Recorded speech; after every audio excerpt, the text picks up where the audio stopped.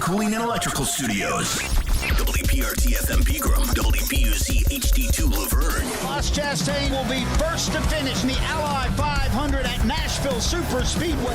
Nashville's exclusive home for NASCAR. 102.5 and 106.3. Checkered flag is in the air. Man, this is a win in the cup race.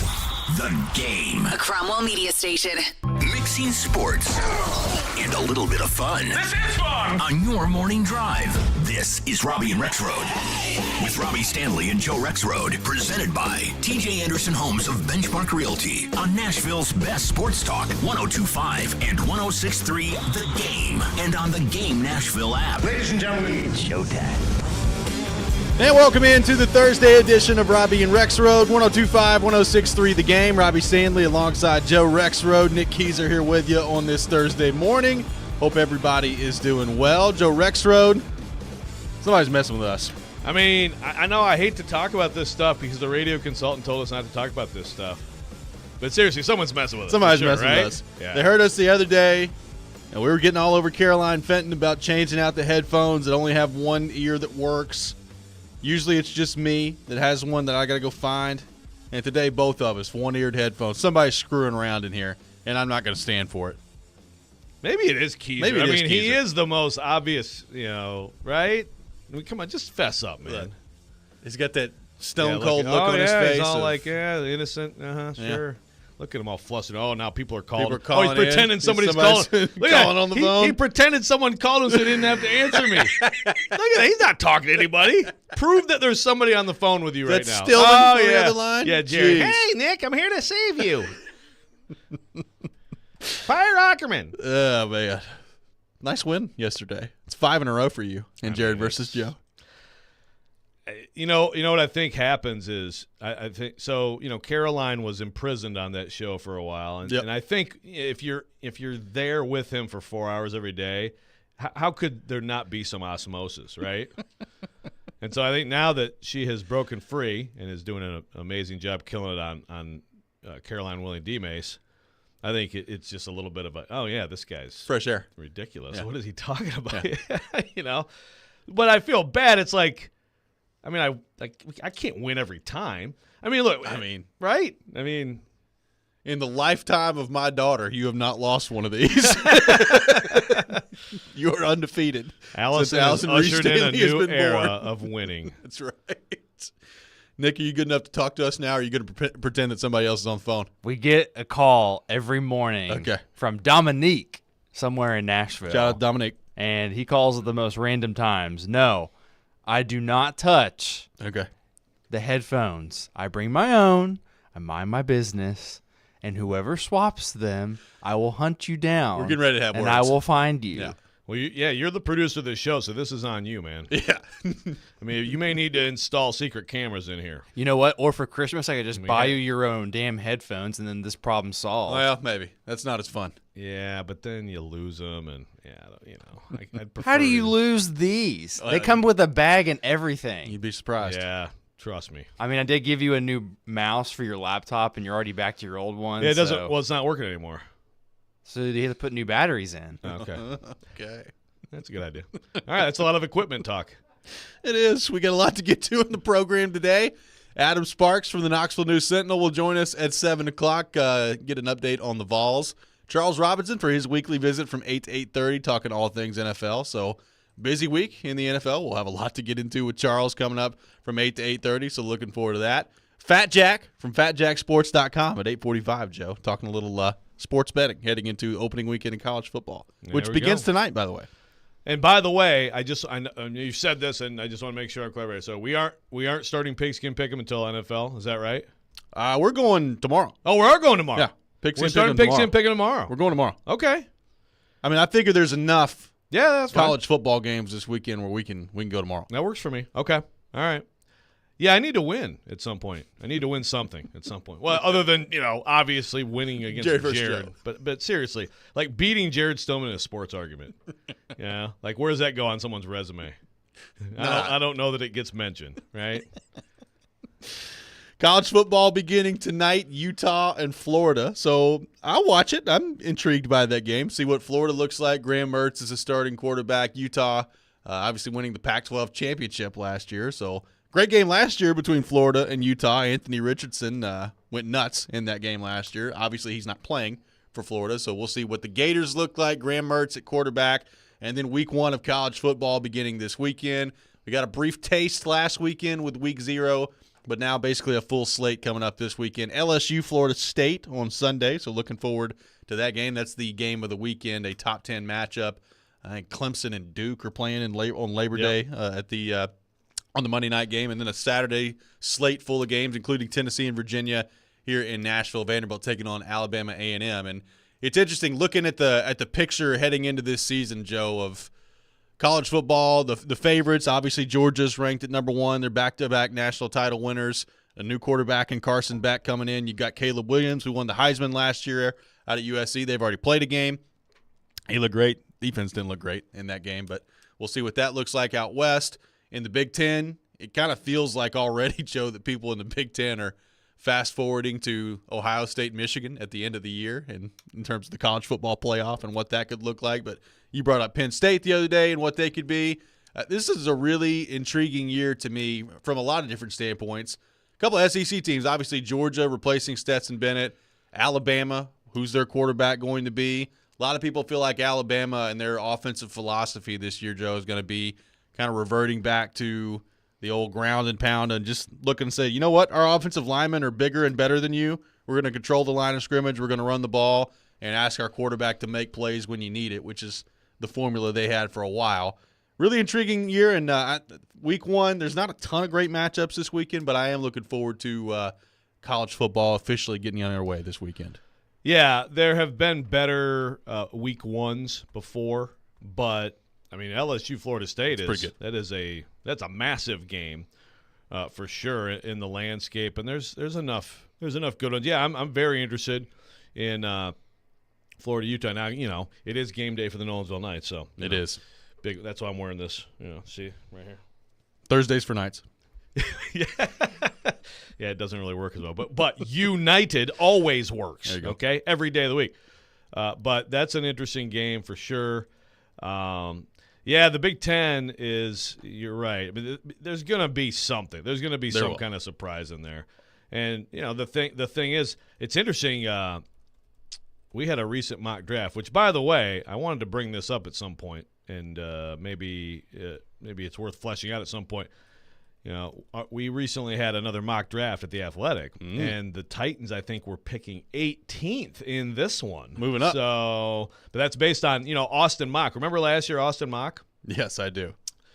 So this year, he's got him at 8.6 per his models, which is like, so there's some respect. But what I was going to say is, speaking of respect, in this mock draft, the Michigan quarterback McCarthy going 10th in the draft.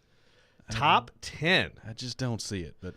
Yeah, I don't know that I see that either, but he's a returning quarterback, whereas Ohio State, I mean, you just don't know. Georgia, don't know. Yeah. You don't know until you see it. I'm Georgia with a QB and OC, I'm keeping an open mind on a little bit of a step back there. I am too, but their roster is so good. Yeah. That, I mean, they're loaded everywhere else. Yeah, and they got a tight end who, is going to be maybe the best player in America. He could be a freaking top 10 pick at tight end, you know. So sure, I mean, they're going to be really good. Alabama, I think, is kind of disrespected, right? So speaking of like other prediction articles, like no one on our college football staff picked them to make the playoff. Really? Which to me is like, I mean, I get it because I think a lot of people think LSU is better, but Alabama gets LSU at home. And I think LSU is really good, and I hear people on Jaden Daniels improving. He's good. They got studs everywhere, of course, defense, and like Brian Kelly's done very well quickly, right? But I don't know, man. Like I think LSU at Alabama right now, whatever that line would be, I think I'd take Alabama.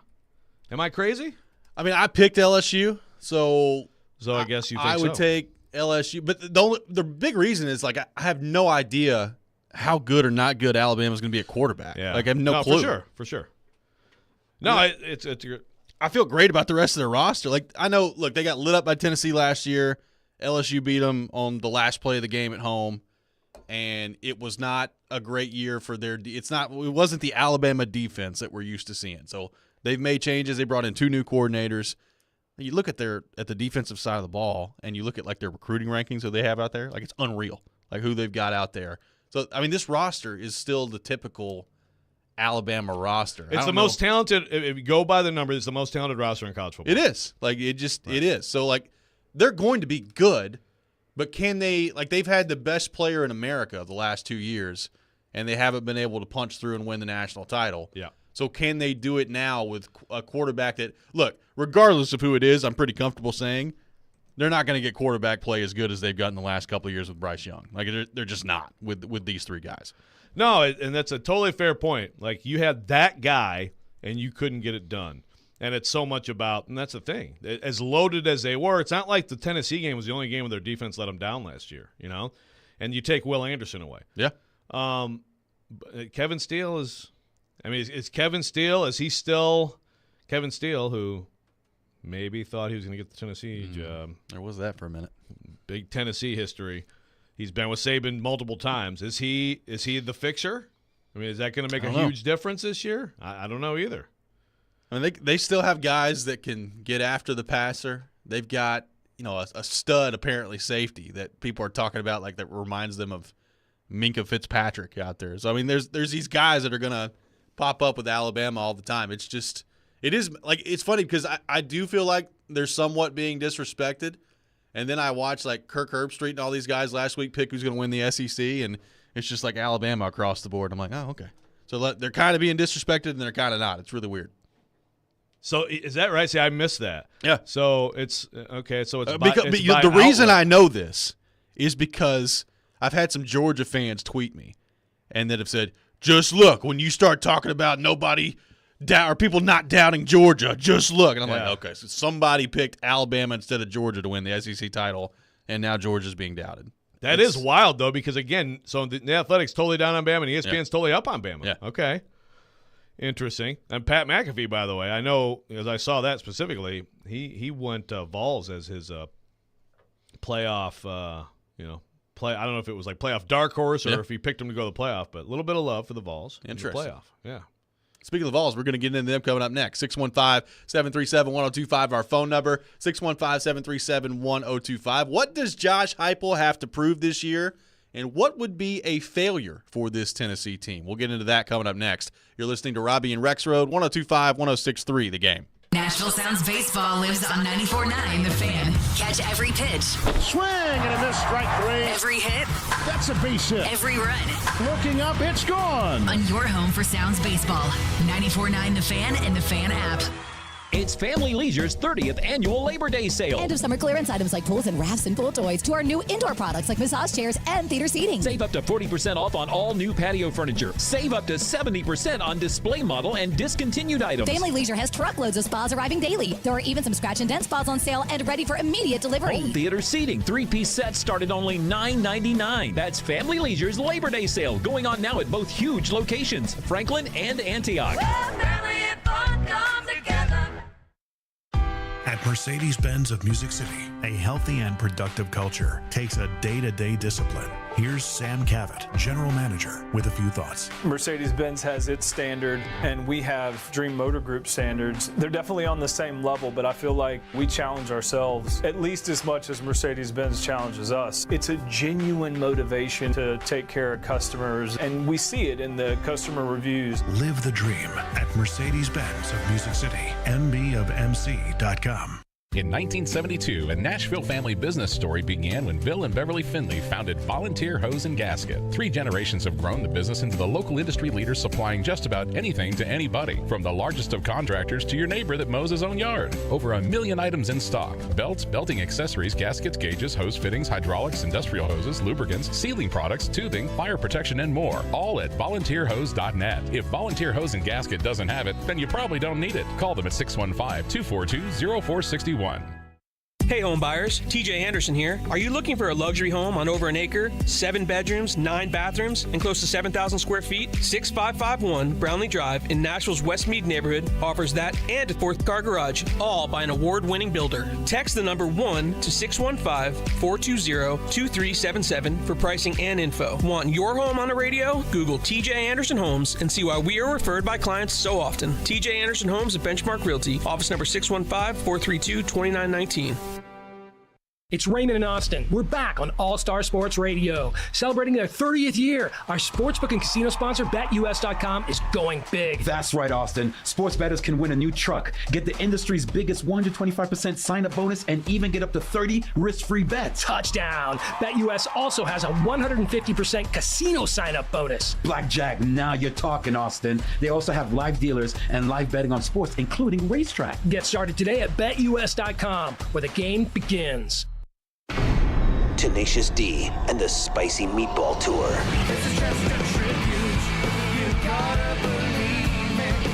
Rightfully hailed as the greatest band on earth, Tenacious D are coming to you live September 7th, First Bank Amphitheater, Franklin, Tennessee. On sale now at LiveNation.com, part of the Farm Bureau Insurance Concert Series. Buy tickets at LiveNation.com. Don't miss Tenacious D live in all their glory. Anyone want to tell me what happened? Did you miss any of today's show? It's okay. It's fine. Don't worry. Subscribe to the Robby and Rexrode podcast on Apple, Spotify, and other podcast platforms, or by going to thegamenashville.com. All right, I'll give it a shot. Good morning. Good morning. You're locked into Robby and Rexrode, presented by TJ Anderson Homes of Benchmark Realty. I had the radio on. I'm listening to 102.5 and 106.3 The Game and the Game Nashville app. Welcome back in, Robby and Rexrode, 102.5, 106.3 The Game, presented by TJ Anderson Homes of Benchmark Realty. Call TJ's team today to see why they are referred to so often. We are streaming live on Twitch, Twitter, YouTube, and Facebook. Our video streaming brought to you by Superbook, live from our 102.5 The Game studio, brought to you by Hiller Plumbing, Heating, Cooling, and Electrical. Talking a little college football. Adam Sparks joining us at 7 o'clock from the Knoxville News-Sentinel. Looking forward to that. Joe, Tennessee in action this weekend at Nissan Stadium. Virginia coming into town. Tennessee a heavy favorite in this game. Last time I looked, it was 28.5 points. So heavy favorite for the Vols heading into week 1 against Virginia. It's not a great non-conference schedule for Tennessee. They've got Virginia. They got UConn a little bit later in the season. UTSA, which might be their toughest non-conference game. They're a decent team, so we'll see what that looks like. And then Austin Peay rounding out the non-conference part of the schedule for Tennessee. We talked the other day about could Tennessee have what it takes to compete for a spot in the college football playoff. And we had a lot of people weigh in on the text line, say yes. A lot of that depends on Joe Milton and the way that he plays. Some people said no. My question for you today is, what do you think is on the line for Josh Heupel this year in terms of what he's got to prove coming off the best Tennessee football season in nearly 20 years a year ago? And what's a failure for this Tennessee team this year? What do you think would be considered a failure for the Vols as we head into 2023? Man, that would be answered differently probably by a lot of different people. A failure. I think less than 8 wins would be a failure. And I know a lot of people would say 8 wins. Vols fans right now, you tell them 8-4, they're like, get out of here. GTFO.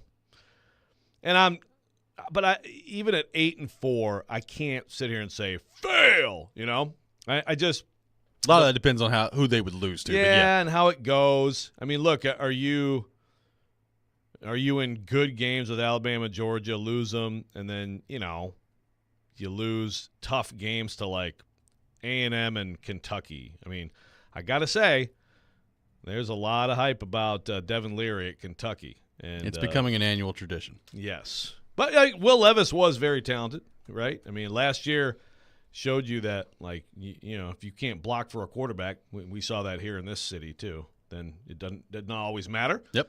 So we'll see. I mean, is Kentucky way better in the offensive line this year? That's my question to go. But I think Devin Leary is talented. I mean, I think it's a good transfer portal pickup. Point being, like if you're in 4 good games there and you lose close ones, and maybe, okay, Joe Milton was good, but just doesn't quite have that Hendon Hooker ability to make the huge play late in the game or whatever. To me, like, you can look at it and say, okay, did the defense get better? What about the rest of the team? Can you see how it can take a step up next year? It's hard to go when you go 11-2 in year 2. I mean, you basically can't go much higher than that. So the step back in year 3, it's great to go 11-2 in year 2. The problem is then the year 3, which really like 9 wins this year would be good to me. Absolutely. It's still a step back. It's a step back by at least a game, even if you win your bowl game. So I think less than 8 games. I'd like to hear what you think, though. Well, the thing is, like, I'm looking at their schedule, and I don't know this for sure, but my guess is just by looking at it that they're going to be favored in every game except 2. That's my guess. Now, I guess the possible exceptions to that could be, how good is Texas A&M coming in now? I still think Tennessee at home, though, is probably going to be favored in that game. And then I guess on the road at Kentucky, depending on what they look like, it could be close. But, I mean, they're going to be favored on the road at Florida. Georgia and Alabama are the 2 that they're probably not going to be favored on. So, I mean, if you go strictly by the odds, I mean, there will be Tennessee fans that say, well, anything less than 10-2 is a failure for this team because they're the better team. I don't buy into that. Like, I think it's going to be – I think this idea that Alabama and Georgia are the only 2 losses on Tennessee's schedule, and some people don't even think that they're going to lose both of those games. If they went 9-3 this year, like, I still think that's a pretty good year for Tennessee. Like, I think last year it was so, in some ways, out of nowhere and magical that I think people forget exactly where the roster was. And Heupel and his staff are doing a great job right now of recruiting. We've talked about that. I think last time I looked, they were number 6 in the 2024 class. They're doing a great job of recruiting right now. There are still, to me, some holes depth-wise on the roster that they've not filled yet that they're getting better at, and I think they're a little bit deeper this year than they were a year ago. But like, if they went 9-3 this year, I think Tennessee fans, while you're disappointed that you're not in the SEC title game, which is what they've clearly stated their goal to be, I mean, 9-3 is still a pretty darn good year in year 3 for Josh Heupel with losing a quarterback like Hendon Hooker. Yeah. I mean, the reality is, to your point on the odds, if you go 9-3, that one loss is going to be very disappointing. Correct. I mean, it's just like there's no – I'm looking at – I don't know, maybe you get to the Texas A&M game and all of a sudden they have looked ridiculously good. Yeah. And it's like, oh, okay. Like, you might look at it differently based on the football. Maybe Kentucky is crazy good this year, and then going in there at the point that game is played, oh, yeah, this is actually a tough game. Yep. But right now, looking at it, yeah. Anything but less, those 2 games is going to be – there's a disappointing loss in there. Right now, anything less than 9-3, I would say, is a failure for this Tennessee team, just because of how good I think they are. Like, I think they've got a really good team. Now, I have questions about quarterback. That's a heck of a question to have heading into the year. I got questions about the offensive line. And the defense, I think, should be better this year. How much better is it going to be? The secondary still worries the crap out of me if I'm a Tennessee fan looking into this year. And you are a Tennessee fan looking at this year. Look at this and year. You should be. And I'm a little worried about secondary. Yeah, I agree.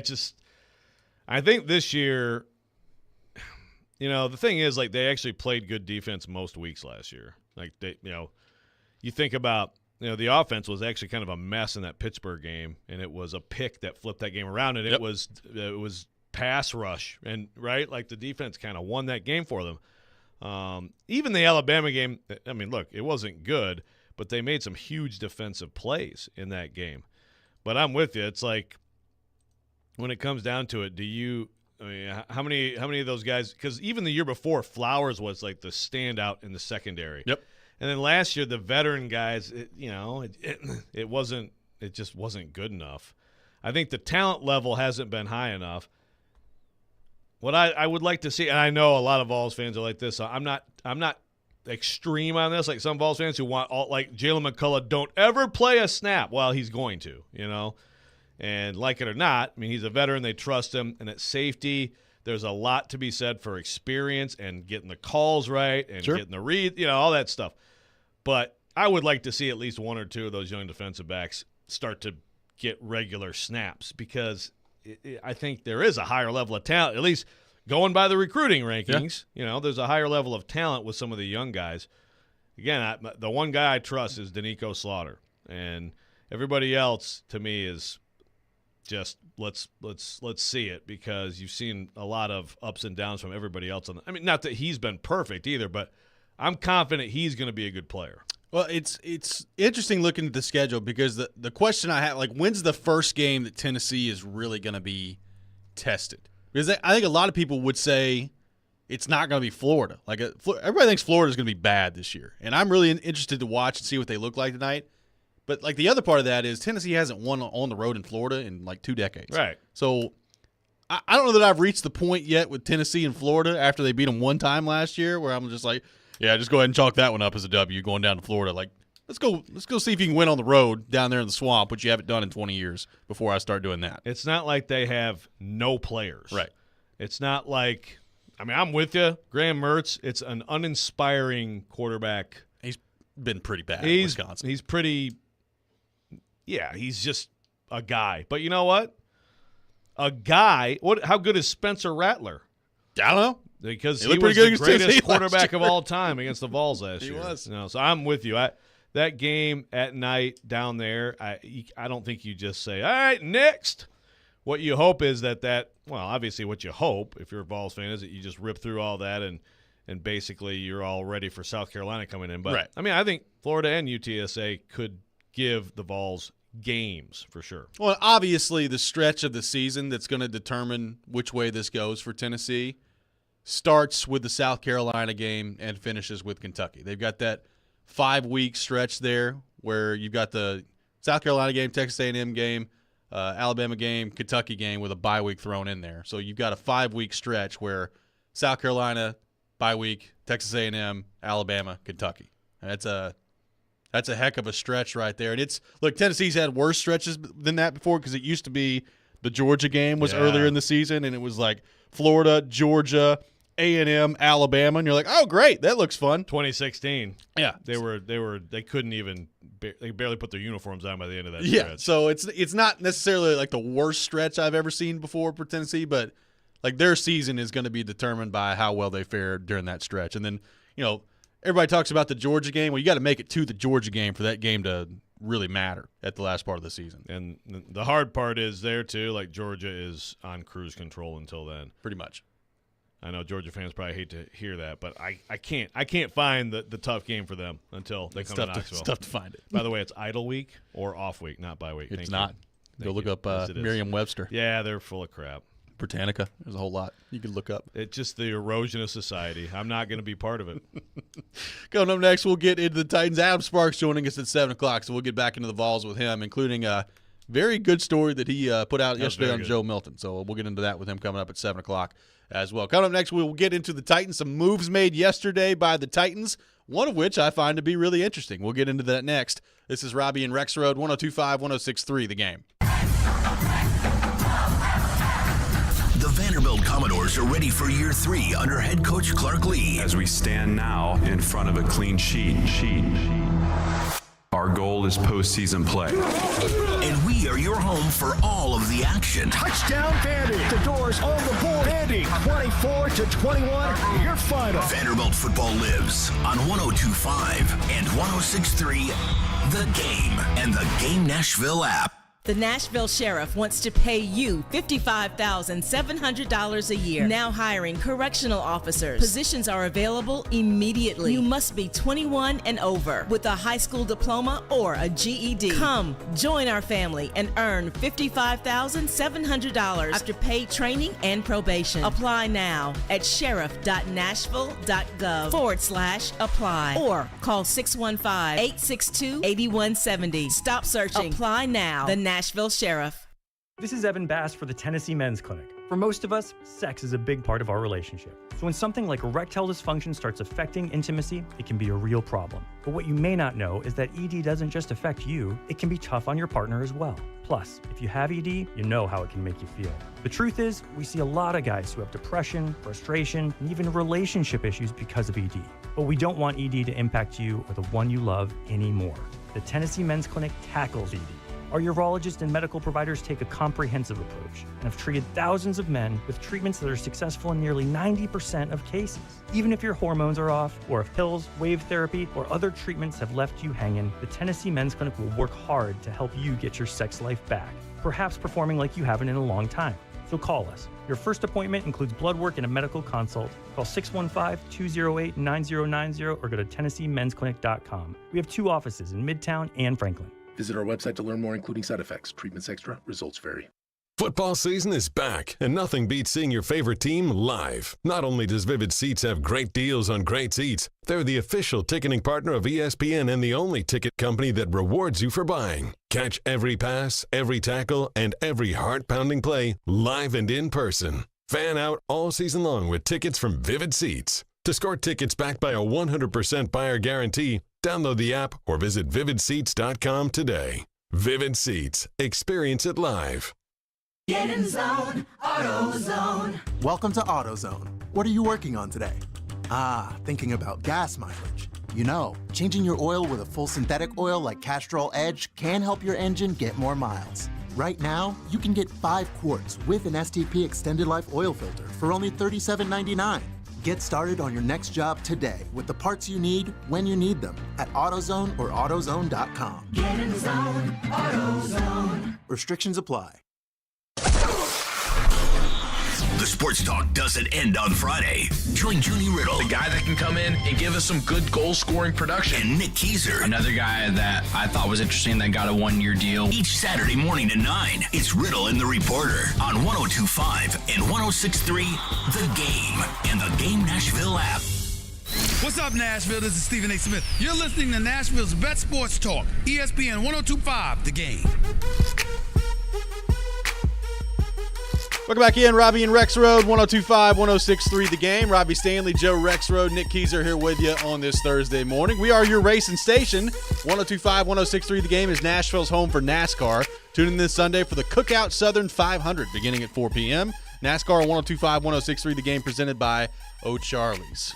We'll have the best and worst things in sports coming up at 6:45, so looking forward to that. You can go ahead and put your best and worst things on our text line, driven by WilsonCountyHyundai.com, 615-737-1025. Joe, the Titans making some moves yesterday, including signing Cade York to the practice squad, a kicker who has spent his career to this point with the Cleveland Browns. Hasn't gone very well for Cade York, who was one of the best kickers in the history of the SEC, but they trade for Nick Folk a couple of days ago, bring him in to be the kicker, and now they've signed Cade York to the practice squad. So a lot of interesting theories on that one yesterday, Joe. Maybe he's the younger kicker that you can take a chance on and develop long-term down the road. Maybe do the Titans at some point, even maybe in week 1, consider making him active and Nick Folk active, and Cade York is the kickoff guy and Nick Folk is the field goal guy. What do you view, or how do you view the Cade York signing to the practice squad by the Tennessee Titans? I like it.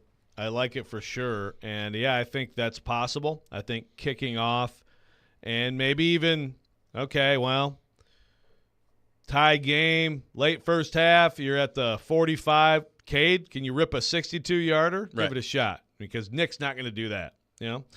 Also, yeah, maybe the Titans figure out a way to find consistency with them. Obviously, the Browns invested a pick, a pretty valuable pick, on him, and the fact that they're ready to move on to me is concerning. It's like, they've had quite a bit of time now to see if he can be consistent, and he hasn't been, so they gave up on a 4th-round pick and moved on, and they end up with Hopkins, right? Yeah. Dustin Hopkins, yeah. But, look, it has happened before with kickers who kind of struggled early and then figured it out. And let me ask you this. If that happens here and Cade York actually becomes long-term answered, is Craig Ackerman a genius? The kicker whisperer? Maybe so. Well, maybe so. His kicking coaching, I would hope that people around here would recognize that. Got to take note of it for sure. I think so. But yeah, I like it. I think Nick Folk is your guy that you should be able to count on, unless he proves otherwise, that he can get you the inside 50 stuff, and the kickoffs are now. I guess one question, obviously. I mean, let's see if the Titans do well. You can have that third quarterback. So that doesn't count against it. But if the Titans have 2 kickers, where does that leave you strapped on a game day? Absolutely. I mean, that was when I heard that being discussed yesterday, and Jared was talking about that some of the idea of activating 2 kickers. It's like, that sounds good.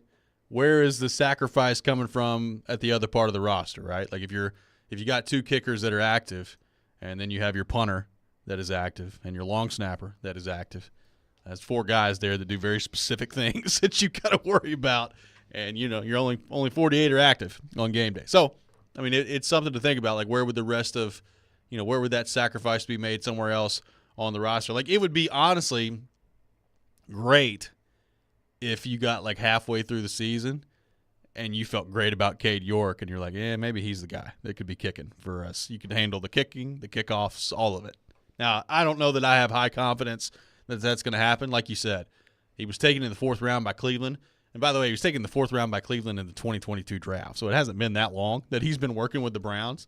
And it's concerning that they've given up on him this quick. Now, it's also the Browns. So how much do you factor that in as to what that could look like? But that's a fair point. It is. I thought that's an interesting move yesterday. So like you started training camp off with 2 young guys in Shudak and Wolf.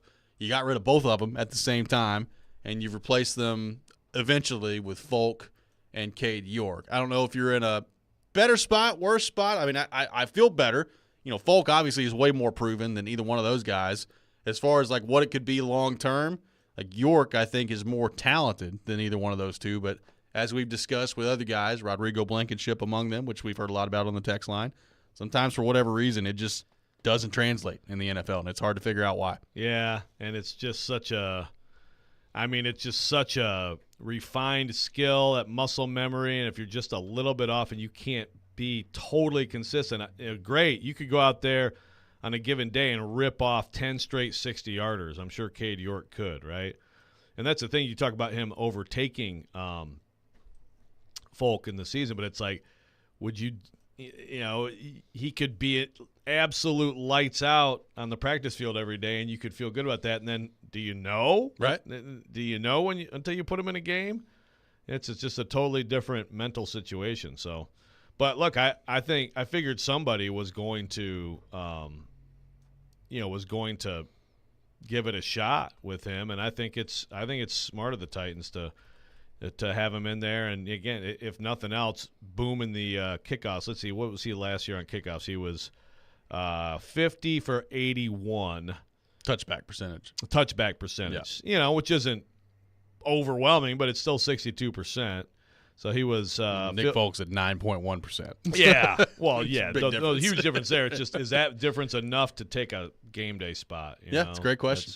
With the new fair catch rules, can Nick Folk do enough to get the ball in the air that you just have fair catches? I don't know. But, 24 for 32, which just isn't good enough. Missed a couple extra points for Cade York. And, it's just they were mostly a bad team last year. But this year they think that they could be really good, so they went with the more proven commodity. Then another news for the Titans yesterday, Jordan Schultz of The Score reporting, Joe, that Kyle Phillips going on IR, going to miss the first 4 games for the Titans. So that would be at New Orleans, at home against L.A., at Cleveland, and at home against Cincinnati would be the 4 games that Kyle Phillips would miss. Big games, and obviously we knew with the injury that he sustained, Kuharski reported last week that it could be in the range of 6 weeks. So 4 games missed for Kyle Phillips, not great to begin the season. No, and not surprising either. But basically now your receiver, the receiver room is now 6. You figure, which is still heavy at receiver. But in the meantime, Kyrus Jackson, we'll see if he can. I mean, to me, I think he's got to be really good as a returner and make some things happen, or else I think that's probably a 1-for-1 swap out when Phillips comes back, and and it may be anyway. That's another thing too. Is like how resolved are they to go with Phillips as a punt returner? Is there any thought of, man, we need to get this guy, keep him on offense and not let him get banged up, and maybe that's Kyrus Jackson's ticket to being on the team all year. Another, one point I actually wanted to clarify, because I mentioned yesterday the Thomas Odukoya. I think I said, well, he'll play more than eventually by the end of the season more than Dowell and Jackson. Kyrus Jackson. Yeah. So one thing to keep in mind with Thomas Odukoya, when they add Cade York, that will be 17 people on their practice squad because Odukoya has the international exemption. Yep. Now, right now, the Titans can cut down to 16 and take the exemption away from him, which would then allow him to be called up. When you do that, you have to have a 3-week wait. So I don't know if they're going to do that or not. I mean, it's maybe he's just a practice squad guy and they're going to give him another year.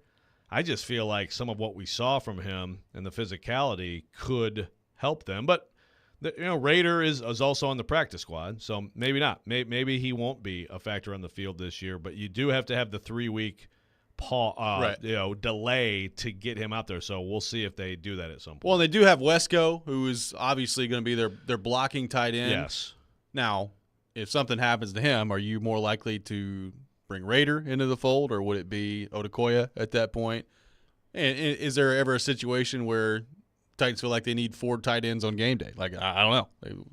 They don't have a fullback either. So, like, are there formations where, right. Like, I guess is Wesco going to be the fullback in some of these formations? I don't know. I would say yes, but also, that's the thing. You get somebody hurt, and now you're kind of limited. And I mean, you can always take an offensive lineman too and put him in one of those spots in like a jumbo package. But I would think possibly that they would want 4 tight ends on some game days. Yeah, it's going to be interesting to see how that happens. They claimed Kendall Vildor off of waivers yesterday. I hope I'm saying that right. I believe I am. Kendall Vildor off waivers yesterday as well. So, and they got they're getting Travis Gibson. Yeah. Coming in from the Bears, who lit them up in the preseason game. Now, against the backups, but a guy who was a 3-4 guy 2 years ago at the Bears, had a good season. 4-3, did nothing last year. He's coming here to be in a 3-4. So, I don't know. The chances that he'll, make a difference for the Titans. But you know what? You can't. To me, you cannot have too many pass rushers. Well, and the surprising corresponding move yesterday with Vildor coming in was the releasing of Corey Levin on the offensive line, which – if you would have told me the Titans were releasing an offensive lineman, I don't know that Levin would be the first guy I thought that they would release. It's not the first time we've been surprised by Corey Levin being moved out of here, but I still think he could still be part of the team. We'll see how that all shakes out. I believe they're at 52 right now. Yeah. So, but that was not the name I would have guessed at that moment.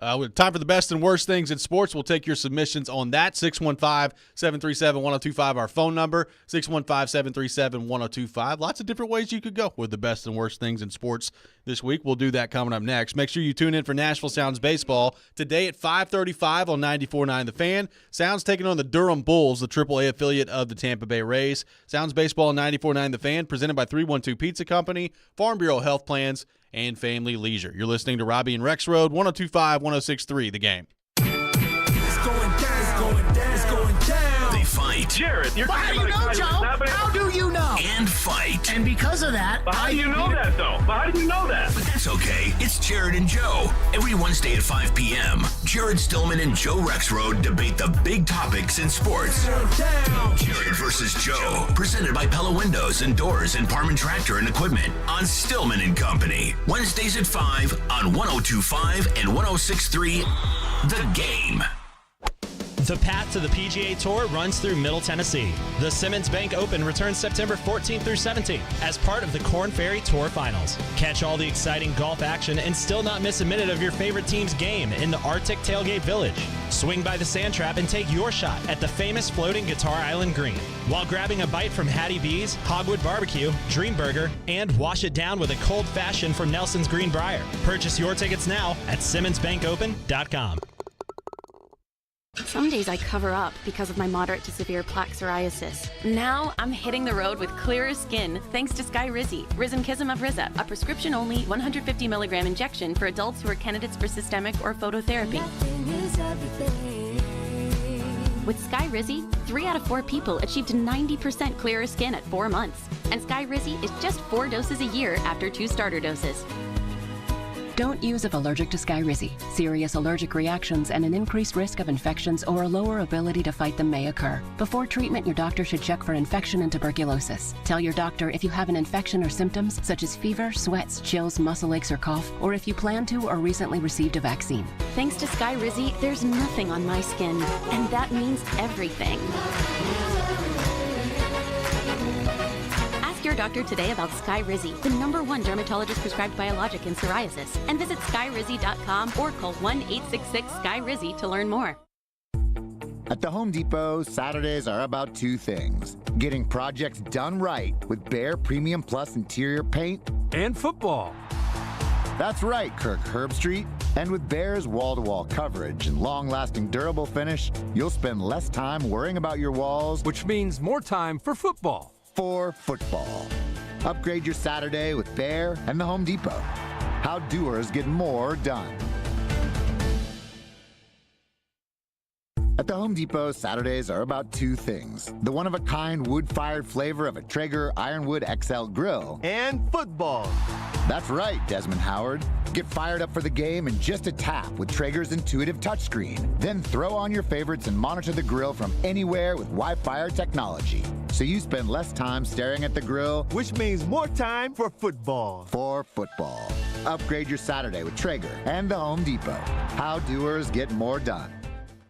Broken bricks, falling fences, damaged doors, Gorilla Glue.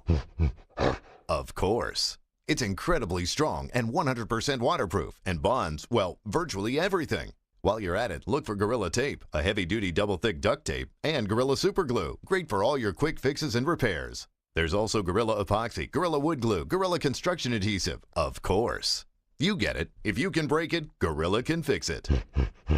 For the toughest jobs on planet Earth. The 53-man roster is set for the Titans. Nick Folk as the kicker. Racey McMath has been waived. This is a guy that should make this team. What questions remain as they now prepare for the regular season? It's so much to me as the top of the roster. I still think they need to bring in a young kicker. It's not about just the raw tools. Like, is he still going to have the same juice to him? Keep it locked to Nashville's best Titans talk. 102.5 and 106.3 The Game and the Game Nashville app.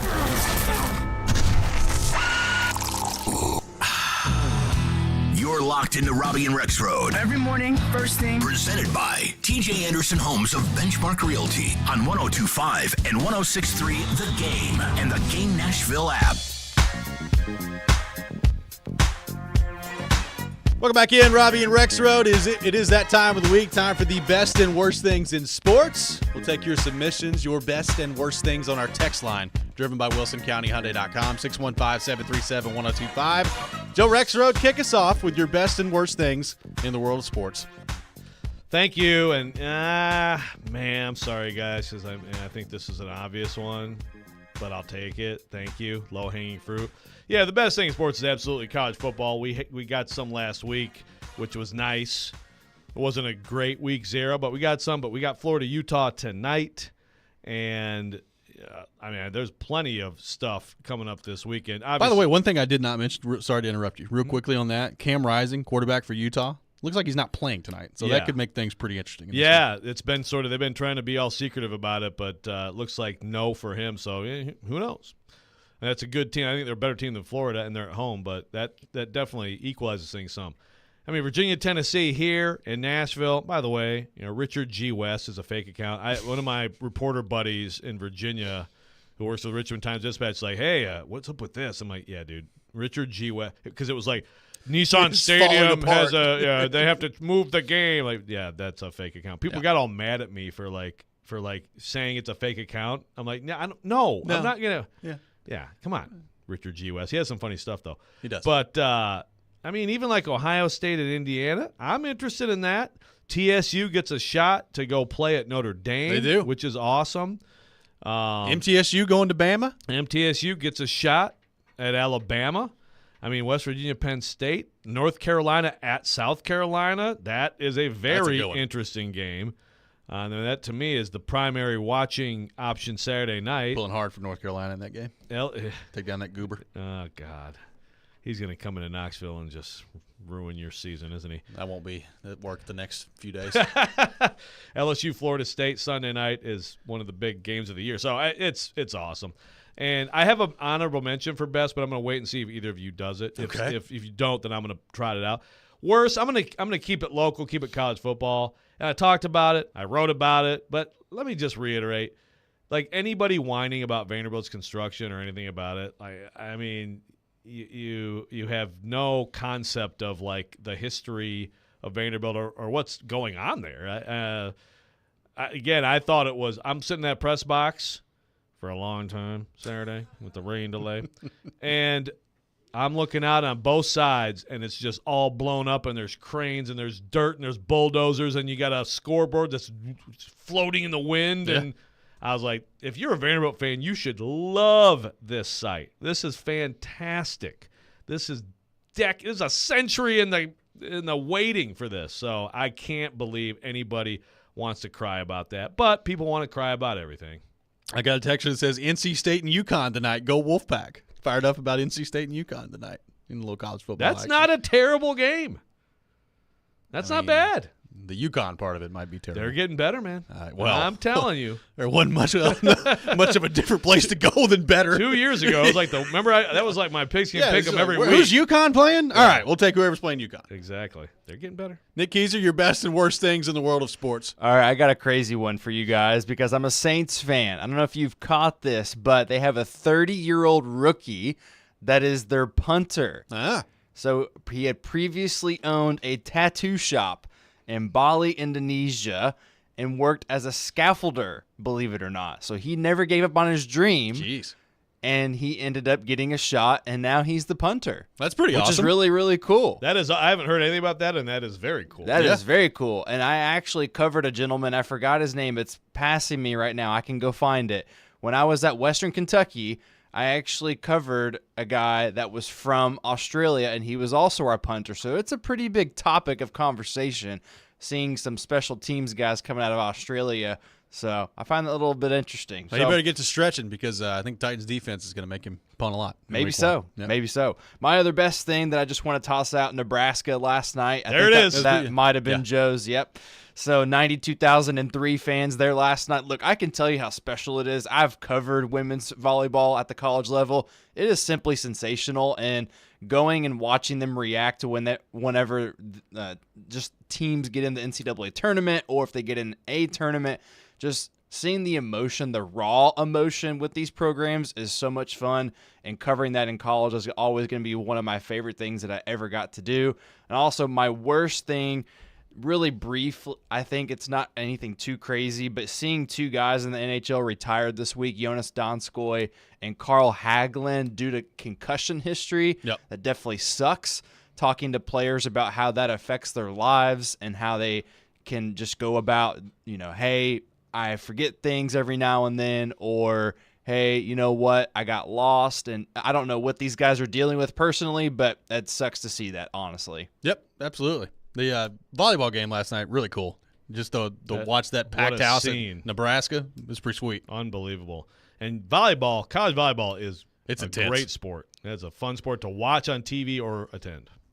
Best thing in sports for me, Joe Milton playing football this weekend, baby. I'm so excited to watch him throw the ball around. I'm hoping, Joe, at some point that Tennessee's up by enough that you see Nico get in there a little bit, but Joe Milton slinging that thing around this weekend. We've been waiting since the Orange Bowl to watch him throw a football again, and, man, I'm excited. Throwing some piss missiles. He's out there at Nissan Stadium. He might throw it in the river, just right over the stadium into the Cumberland River. Well, I hope that he doesn't throw like a super hard deep ball that hits like the stadium and could break in half. A disruption. It's already with the it's already issues. Rumored to be out there. That's a great best. My worst thing in sports, just Vanderbilt's performance against Hawaii. First off, I was thinking about this yesterday as Clark Lee was kind of talking to us.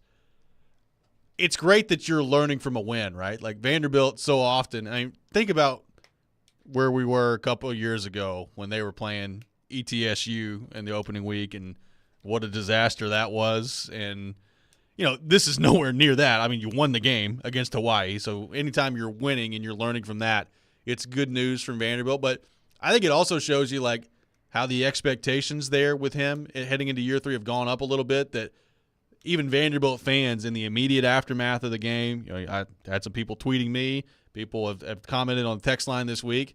People were mad after the Vanderbilt game that they played as poorly as they played against Hawaii. They got the win, which is great, but played as poorly as they played in that game.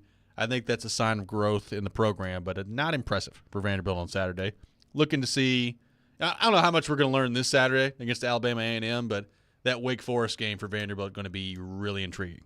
That's a biggie. A lot of Vanderbilt today on the worst. And by the way, Cam, a good point here on Richard G. West. He said last week he had something about Vanderbilt playing at Pearl Cone because of the construction. Yes, I did see that. Richard G. West is on one with the stadium games being moved. Devin from Dover on the text line. Best in sports, college football is back. Worst in sports, people picking South Carolina to finish in second place in the SEC East. Woo! I'll go find a new career. I'll go do You're something out. else. I'm out. You're out if that happens. Yep. Oh, my gosh. Can't do it. Ben on the text line says, my best is the Utah Utes played tonight. We had some random fans on the text line today. NC State Wolfpack, Utah Utes on the text line. I love it. People representing around the country. Meanwhile, here, let me make this one of my worst in sports. Okay. Matthew from Jolton. I seen Joe Milton at Michigan. He is really overrated. First of all, you saw him. Also, can we please kill the Joe Milton in 2020 at Michigan means anything about Joe Milton right now at Tennessee? Yeah, that was 3 years ago, guys. Like, I don't know if he's going to be great, but I know that he's better than that. Also, I know that his thumb got broken on the second play against Michigan State. There is in that. The second game of the season. Kind of an important detail to remember on that. Look, I have no idea how good he's going to be this year, but, man, am I excited to watch it. I don't know that I've ever been more excited to watch a college football player play quarterback than I am with him this year. I'm pretty excited, too. It's going to be awesome. And, like, I've kind of – I'm keeping – I think expectations have to be reasonable just in terms of, it's just going to be so hard to be as good as Hendon Hooker. It is. And it's going to be obvious to compare the two. I mean, they're best friends and all that stuff. But keep an open mind, man. I could see just a wide range of possibilities with Joe Milton. But it is going to be fascinating. Devin on the text line says, I'll be in section 333. Hopefully I'll catch one of those passes. Head on the swivel, Devin. Yes. Keep your eyes open. That's right. You're out there. Maybe take your beer and put it like down around your feet. Yeah. Don't have it protect up. it a little bit. Coming up next, we'll be joined by Adam Sparks from the Knoxville News Sentinel. We'll get his thoughts on Joe Milton and the Vols as they're set to open play this weekend against Virginia. That's next. This is Robby and Rexrode, 102.5, 106.3 The Game. Every day we are live and local. It will help them get better players. I'm really excited about this defensive front. And your source for Nashville sports. They had missed the playoffs. Those players may end up being practice squad guys. We are Nashville's best sports talk. 102.5 and 106.3 The Game and the Game Nashville app. ElectronicExpress.com. We make it happen. Are you or someone you know looking for a job change or a new career opportunity? Come out and interview with one or more of over 30 local employers ready to hire on the spot at Urban League's free workshop development hiring expo. Saturday, September 9th from 9 a.m. to 1 p.m. at Nashville State's White Bridge campus. This free event will include door prizes, food trucks, and much more. The future is yours. Join Urban League of Middle Tennessee on September 9th and take the next step to your exciting future. Call the Urban League office at 615-254-0525 for more information. Texting enrolls you in recurring automated text messages. Consent not required to purchase. Message and data rates may apply. Hey, Dan, how you doing? Haven't seen you around the gym for a while. Yeah, I've really fallen off. Since I turned 40, I just don't get the results I used to get. Could be lower testosterone. Lower T? Yeah, I went through it a while back. Once you hit 40, your body has less free testosterone. I got Nugenix Total T, and it's made a huge difference for me. I've seen that ad on TV. Is it for real? Oh, yeah. The patented key ingredient is something called Testofen, which helps boost free and total testosterone levels to help you trim up and stay lean. And it's made a difference for you? Man, I feel like I'm in my 20s again, at work, in the gym, and in the bedroom. Are they still giving out complimentary bottles for people to try it for themselves? Yeah, you just need to send them a text. Text HUNK to 42424 right now for your complimentary bottle of Nugenix Total T, the #1 selling testosterone booster at GNC. Plus, text now and we'll include a bottle of Nugenix Thermo, our most powerful fat incinerator ever, to help you get back into shape fast. Absolutely free. Text HUNK to 42424. That's HUNK to 42424. Now, your Game Center update. This is Nick Keyser. Your Game Center update is brought to you by BetUS Sportsbook, a casino celebrating 30 years with a special football season offer. Up to 30 risk-free bets. It's called Bet Protect. Get started at BetUS.com. The Nebraska women's volleyball program saw a record-breaking 92,003 fans In the stands last night, taking down the Omaha Mavericks, an emotional head coach John Cook commented on the event after the 3-0 sweep. We've dreamed big here tonight. We really dreamed big, and again, I think Kennedy wrote me a note today and said, "Coach, tonight we'll do the impossible will be possible." We did it. Our people did an unbelievable job. And the NFL is back in action 1 week from today as the Detroit Lions will visit the Kansas City Chiefs to kick off the 2023 season. Meanwhile, the NHL unveiled their national broadcast games yesterday, with the Nashville Predators having 10 this upcoming season. You're listening to 102.5 and 106.3 The Game. For more, follow us on Twitter at 1025 The Game or visit thegamenashville.com. Live from the Hiller Plumbing, Heating, Cooling, and Electrical Studios. WPRT FM Pegram, WPUC HD2 Laverne. Robby and Rexrode. Chase McCabe. Caroline, Willie, D-Bays. Stone and Company. Nashville's best sports talk. Crank it up. 1025 and 1063. Rebound on the spot. Make every play perfect. Touchdown, Middle Tennessee. We're going to win the game. A Cromwell Media Station. Mixing sports and a little bit of fun. This is fun. On your morning drive. This is Robby and Rexrode. With Robby Stanley and Joe Rexrode. Presented by TJ Anderson Homes of Benchmark Realty. On Nashville's best sports talk. 1025 and 1063 The Game. And on the Game Nashville app. Ladies and gentlemen, it's showtime. Hour number 2, Robby and Rexrode, 102.5, 106.3 The Game. Robby Stanley, Joe Rexrode, Nick Keyser here with you on this Thursday morning. Talking a little Tennessee Vols before they play Virginia in their season opener coming up on Saturday at Nissan Stadium. And to help us do that, we go to our 102.5 The Game phone line, driven by WilsonCountyHyundai.com, and welcome in our friend Adam Sparks from the Knoxville News-Sentinel. Adam, good morning. How are you? Real good, guys. How y'all doing? We're awesome, man. Appreciate you taking time to be with us. So, Adam, what's your sense of the way Josh Heupel's, I guess, feel for this team now that fall camp is behind Tennessee? They're opening up against Virginia on Saturday because, in watching his media availability and some of the comments around the program, it feels like Heupel is very confident in this group heading into the year. What do you make of where this coaching staff feels about where the program is right now? I guess it depends on which day you ask me. Right now, I do think he sounds confident. Calm maybe is the word. Now, if you asked me that last week, I thought he looked a little uneasy, and maybe that's because of what was in the background, and the Cooper Mays injury was still in the background. I don't think Cooper Mays plays this game. They haven't said officially, but I think there's a little uneasiness about how they're going to be on the offensive line. And that's probably my biggest curiosity, just aside from seeing how good the offense is going to be. That's my biggest curiosity of this game, whether or not they can fill his position and maybe for long term. And I do think internally they're wondering the same thing.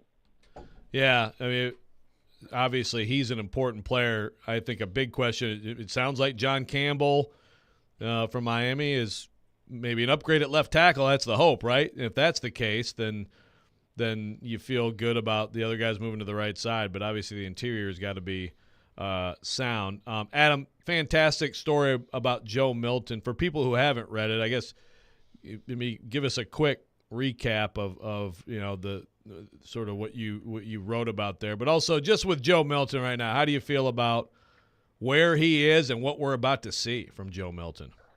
Well, the story is I wanted to do something in his background. I've had some features on Hendon Hooker the last couple of years, so I wanted to introduce something that was off the field about Joe Milton. Even though he's been around forever, we kind of don't know him, maybe at least in this way. I had heard that Joe had lost his sister when she was a child, and then I had found out at some point after the Orange Bowl that he had lost his great-grandmother.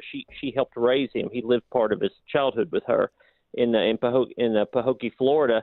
And I got him into a room last week, Joe, and I asked him about it. And I knew those two facts, but then when I started asking about them, he said, my sister died prematurely. She only lived 3 days when he was 7 years old.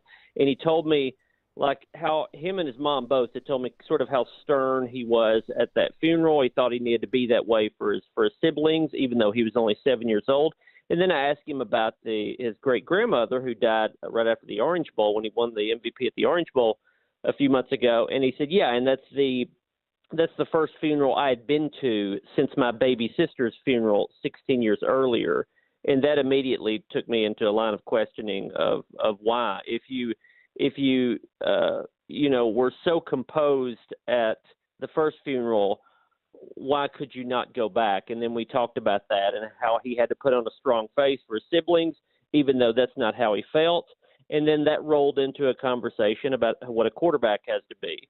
No matter how worried you are, how concerned you are, how many mistakes or bad things are happening around you, you got to be the guy that's composed through it all. And that's not a line that I fed him. That's how he sees himself as a quarterback. That's how he sees himself as a big brother. He's the oldest of 7.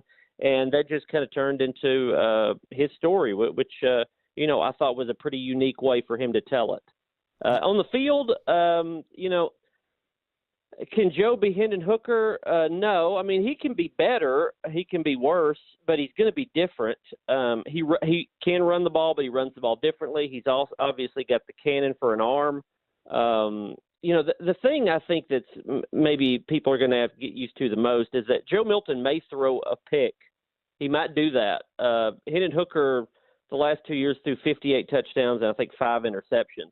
And so the Tennessee fan base, and us included, we've all gotten accustomed to the idea that the quarterback would not make a single critical mistake in an entire Saturday. And that just doesn't happen anywhere. So, Joe Milton hasn't thrown a pick either. He's thrown 12 touchdowns, no picks in 2 years, mostly as a backup. But we do take for granted, I think, that Hendon just never threw picks. And so Joe may do that. I think he could take more chances with the ball because of his arm strength. But I'll be curious to see how the offense goes, because we could see last year's offense when they were really clicking. We could see the Orange Bowl offense, which was really good but actually stalled more than in other games, or we could see something in between. Adam Sparks with us here on Robby and Rexrode. So, Adam, we were talking about this a little bit earlier in the show. What constitutes success? What constitutes a failure for this Tennessee team in your mind this year? Well, I mean, I picked them 9-3, which is like the Citrus Bowl. I could see 8-4, 9-3, 10-2. It'd be hard to see them go beyond that. I mean, obviously, a successful year, if you can get back to 10 wins. A successful year, I think, would be 9 wins and beating either Alabama or Georgia. I think that's a pretty big deal now, since they beat one of them last year. Below that, I think people would see it as a ho-hum year, which says a lot about what Josh Heupel has done here, that you could go possibly 8-4 and be disappointed because, until last season, if you look at the past 15 years, 8-4 people would have been pretty happy about. But they've got the roster and what they did last year, that they've got a team that can win most games. I think the difference between now and a couple of years ago is that you now pencil in wins that would be toss-ups a couple of years ago. People just assume they're going to go to Lexington and beat Kentucky. People, and I heard you guys earlier in the show that people were like, well, they'll beat Florida. It's just Florida. Florida's not very good. They'll beat Florida, but they hadn't won in the Swamp in 20 years. And having covered a lot of games at the Swamp, that you should never ever underestimate the Swamp. Whatever you think the line of a game is, that thing shrinks by about a touchdown once you get in there and sort of feel that atmosphere and the humidity and all that. So, I think it really has to go in stages with this team, because there's a lot of unknowns with this team. If you beat Florida in the Swamp, then suddenly you say, okay, well, this team may be as good as next year. If you can beat Alabama or Georgia, then this team may be better than last year. But it's really got to go in stages. And the first stage is getting out of September unscathed. Who is good in this secondary, Adam? Danico Slaughter is good. That's about my answer, too. That's about where we've landed. Yeah, I mean, Willie Martinez was asked this question, I think, last week, and I asked him the same question last year is they say they have depth. Well, is depth a lot of bodies, or is it a lot of good bodies, so to speak? And I think it's the first one right now. It may end up being the second one. But, they've had the same question for the last couple of years. They play older guys because older guys aren't going to blow coverages. An older guy may give up a 20-yard pass, but they're not going to give up a 60-yard pass. Well, it's only so many times you can do that, and it adds up. And it added up last year, 3 or 4 quarterbacks threw for 400 yards against them. I don't think the only issue is the secondary. I mean, they need linebackers that'd be good in coverage. They've got to fill Byron Young's spot as a pass rusher, but it's a big question with the secondary. And they've got a ton of guys back there. Good enough. They've got so many options. There's a little hope that Gabe Judy-Lawley, the BYU transfer that used to play at Vandy, he may help them a little bit. I like that they put Andre Turrentine back at safety with the ones for a lot of camp. Now, a lot of that was because of injuries, but he's an Innsworth guy. He was originally signed at Ohio State, spent a year or two there, was here last year, had not learned the offense yet. Turrentine, though, is a typical guy that they like but won't put out there because Turrentine is a guy that will take chances, that will get out of position, but he makes big plays, and you'll see them compliment that, but then sort of kind of raise their eyebrows of whether or not they're going to put him on the field. And I think that paints the picture of how they see DBs. Don't be risky at all. We're not asking you to make plays. We're just asking you to not give up as many big plays. And if they give up a lot early in the year, they're going to have this question again. Adam, Josh Heupel was pretty complimentary of Nico last week and the progress that he's made. What's your sense of Nico, the job that he's done in fall camp, and how ready he is if he's forced into game action this year? Well, I mean, he will be in game action. I mean, he may be there in the fourth quarter this week. I think certainly he'll play a lot in the Austin Peay game. I mean, I think people are going. If you look at Nico, if you're a fan and you expect Nico to come out and look like a future Heisman, he's not going to look like that. If you expect him to come out and make a couple throws, you say, "Wow, I can see some potential there." But then also he looks like he's like a freshman, and not knowing exactly what's going on and being late on things and misreading things. If you expect that, then you're gonna be fine, because of what I've seen, the little bits of practice and then the descriptions of him from coaches and players, he looks like exactly what he is, which is a 5-star talent, but also a freshman. And I would be a little concerned that he's the backup. Now I think he's really, really good. He's really good. He's better than most backups in college football. But it's if Joe Milton goes down, it's just him. There's not another guy there, and so I would almost be concerned about just their numbers at quarterback. But that's going to force him onto the field because there's nobody else in front of him except for Milton. So in the long run it'll be a good thing. But I do think he's going to be up and down once he gets into the game. Talking to Adam Sparks, Knoxville News Sentinel.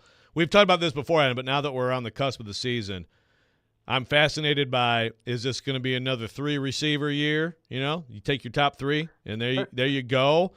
Because I think Ramel Keaton is very reliable and will be very good this year. But I look at Deontay Thornton, and I'm like, man, that guy is electric and has speed like few people do. How do you think that plays out? Yeah, anytime I've asked Josh Heupel about that, because he's only played 3 the last 2 years, at least 3 within a game. He sort of retcons what happened like 2 years ago, and almost he was forced into playing 3 guys. But that's what he wants to do: put 3 guys in the field and play with them as long as you can till you get up by a whole lot, and then 4th, 5th, 6th plays. They say, again, it's the 3rd year in a row, they say they're going to play more than 3 guys. Some of that I think probably is right, but I think they just got to find new ways to do it. I mean, you can have Squirrel White out there for the first 2 drives, and then when you come out for the 3rd drive, you say, "Hey, Squirrel, you stand on the sideline for a minute, and Dante's going to go in there." That's not really that hard to do. It's weird to say that like a receiver will have a special package, because I don't think that's necessarily the case, but I do think they're going to find a way to roll Dante Thornton in there. Now, we've seen the last 2 years, they'll start with 3, a fourth guy will get in there by circumstances, and then the original third guy never gets back out there. I think this will work itself out. There'll be an injury. There'll be a guy that maybe just isn't playing well, and his role will be reduced.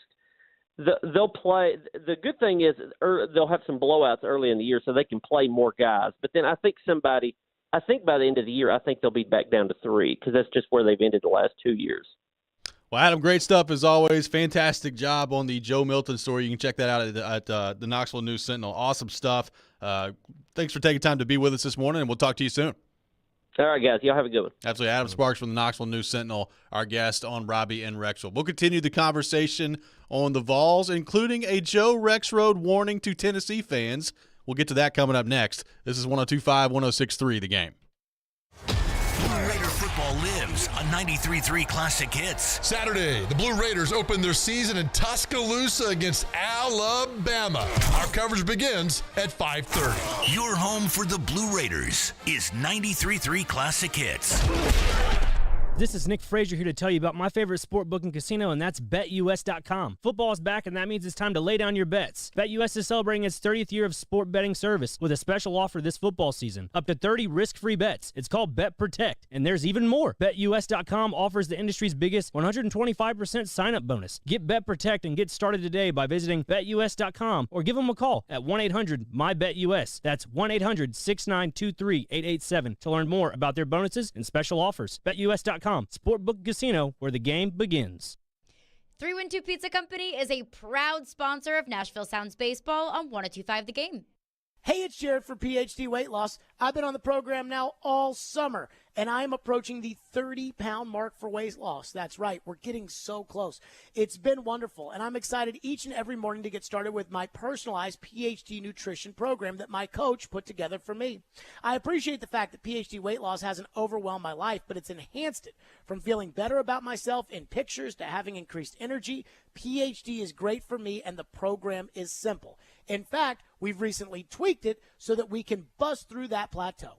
If you're someone who has struggled to lose weight, go to myphdweightloss.com and check it out for yourself. They've got the coaching, the program, and their guarantee. If you don't get within 5 pounds of your target weight by the end of your program, PhD will continue to coach you for free until you do. That's PhD Weight Loss and Nutrition, the official partner of the Clemson Tigers organization and fans, online at myphdweightloss.com. We said 1,500 hours. Dax's hangar flies high thanks to his military precision. Rob, you copy? He wants to land some aircraft mechanics, preferably with a military background. Okay, I wasn't aware of a new timeline. Cancel. Stand by for new assignments. Indeed can help him hire great people fast. I need Indeed. Indeed you do. Our hiring platform instantly connects you with quality candidates, and you can schedule and conduct virtual interviews right from the Indeed dashboard. Visit Indeed.com/credit and get $75 towards your first sponsored job. Terms and conditions apply.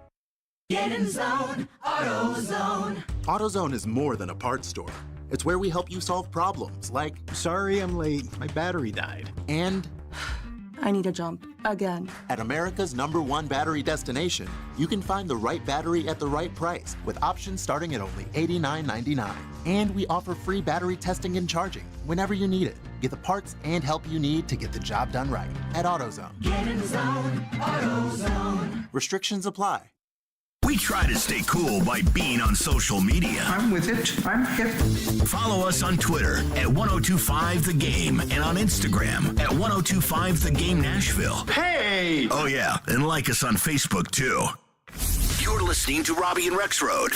It's part of this nutritious breakfast. Presented by TJ Anderson Homes of Benchmark Realty on 1025 and 1063 The Game and the Game Nashville app. It feels like Heupel is very confident in this group heading into the year. What do you make of where this coaching staff feels about where the program is right now? I guess it depends on which day you ask me.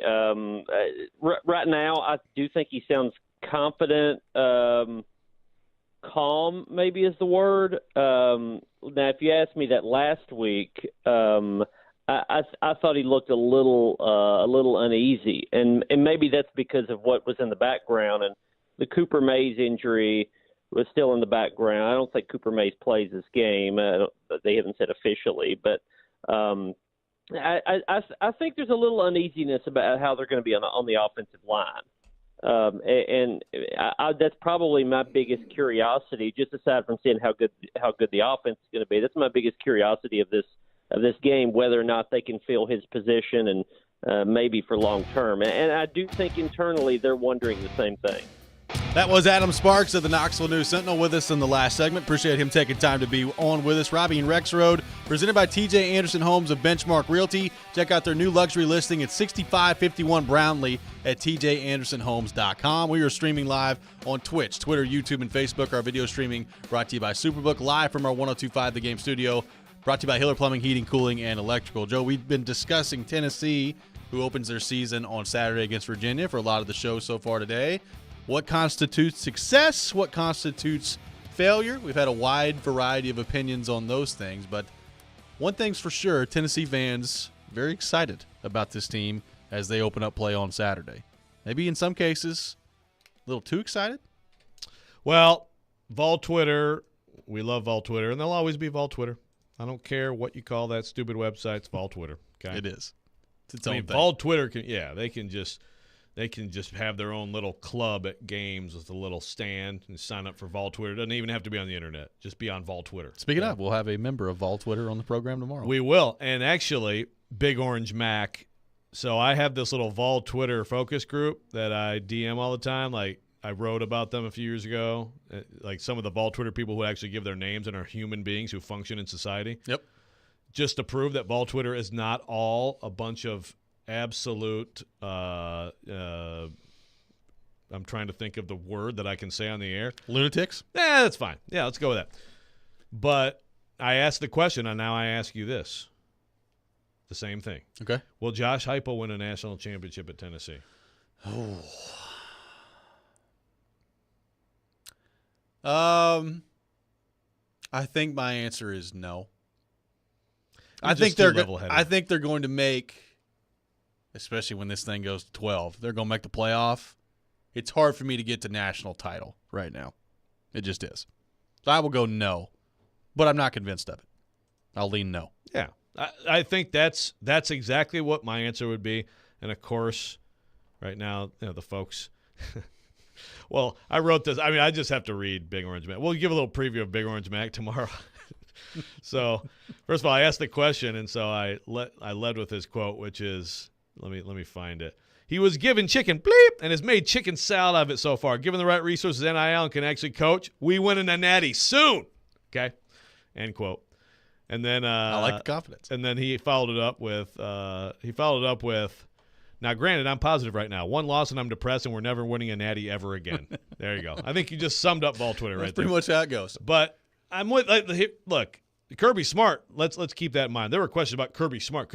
Is he ever going to get recruiting? Great, awesome defense, but that stodgy offense. Is he ever going to get over the hump and win it? Like until you do it, then the questions are going to be there. Sure. But the question with Josh Heupel, like we still haven't seen this offense play like get to the highest level of the sport. Doesn't mean it can't. So you don't like that one. No, I'm just in my head thinking about the show that we did the day that he was hired and what we were talking about, and now we're asking the question of, you think Josh Heupel can win a national title at some point in Tennessee? And still, by the way, being doubtful, and so this could also be played when he does win. Yeah, could be. I mean, he certainly could, but you have that, and again, you do have the defensive concerns of being with this offense. I know he fights against that narrative all the time. Like at SEC Media Days, he had some stats that he was making sure to get out there because people recruit against each other all day. That's all they do.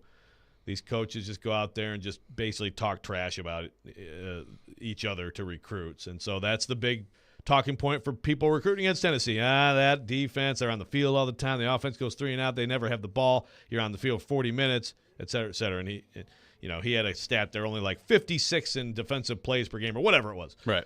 So, look, could the system he has – I mean, what we haven't seen is this system, and I'm talking offense, with the talent that Tennessee is about to have. Baylor had some really good teams, but they did not have the talent level on both sides of the ball that Tennessee is building toward and I think even has this year. So, it's keep an open mind. My point of the column is, like, I think they're going 9-3 this year, and you guys should not be disappointed if they go 9-3 this year. Calm down. Like, don't expect to come out this year. And Georgia, you are toast this year. If you beat Georgia, and who predicted them to beat Alabama last year? I didn't. No. Did anybody? So keep an open mind. It's fun. It's exciting. He's fantastic so far. But also it's 2 years, and there's no there's reason for optimism with him way more than any of these recent coaches. But that also got out of control with them too, right? It did. Now I think it's at a different level than it was then, for sure. Yes. But no doubt. You're right. I mean, look, this is a different circumstance, but think about you remember it's a good thing they gave Jeremy Pruitt a contract extension because one day Alabama's going to try to poach him. Oh, yeah. Remember that conversation? Yeah, okay. That worked out well. So I mean, 3 years ago, Tennessee fans were worried that Alabama was going to steal their coach. I know. So, it is – Heupel's different than that. And the thing I'll say is if they go 9-3 this year, I think that's a good season. I think a lot of people would probably be disappointed by that.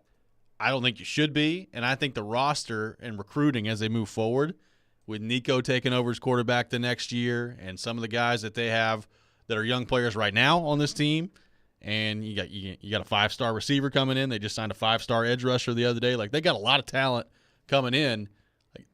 Stability is the main thing, right? We talked about that when Heupel was hired. Could you get this thing to a point where it's stable and you're competing and your roster is churning closer to Alabama and Georgia and Florida than it was, Missouri, Kentucky, and Vanderbilt at the time. Now they were never, Tennessee always has a certain level that they can recruit to, but could you get back into the top 10, sneaking up on the top 5 on a consistent basis? And right now, that's what Heupel's doing. So that's how you build long-term success and get into national title conversations, is doing that, stacking classes, as they say. Right, and I agree for sure. I mean, we've talked about it. I put 4 out of 10 years, which might be a little high, but I mean, I think they're going to be in the 12-team playoff multiple times in the next few years with Heupel. If he's there and everything keeps going as it is, I think they're going to make the playoff. But that's the thing. You get to a 12-team playoff, and you definitely have some team. I mean, even with the 4-team, you often have a team or two. You're like, well, they're not going to win it. In the 12-team, you're going to have some teams that are in, but do they really have a chance to actually win a national championship? That's the reality of the playoff, and there's still another couple notches to get to. And I don't know if they're going to get there. I don't know if they're not, but that is ultimately the goal, right? Tennessee, everything about Tennessee football is in place for them to be a national championship contender.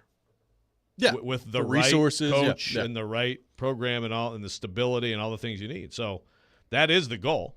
And I'm just saying, I don't know. I don't know if his brand of football can take it all the way there, but I'm excited to watch. Yeah, me too. Sign up for Silly Underdog Picks today for your chance to win weekly prizes. You can make your picks today at theGameNashville.com or the 102.5 The Game app as week 1 of college football kicks off this weekend. Silly Underdog Picks presented by Volunteer Hose and Gasket and Superbook Sports. Coming up next, we'll get into the Titans. There was also something that was brought to my attention late last night that I'm excited to get to coming up next as well. We'll do that. This is Robby and Rexrode, 102.5, 106.3 The Game.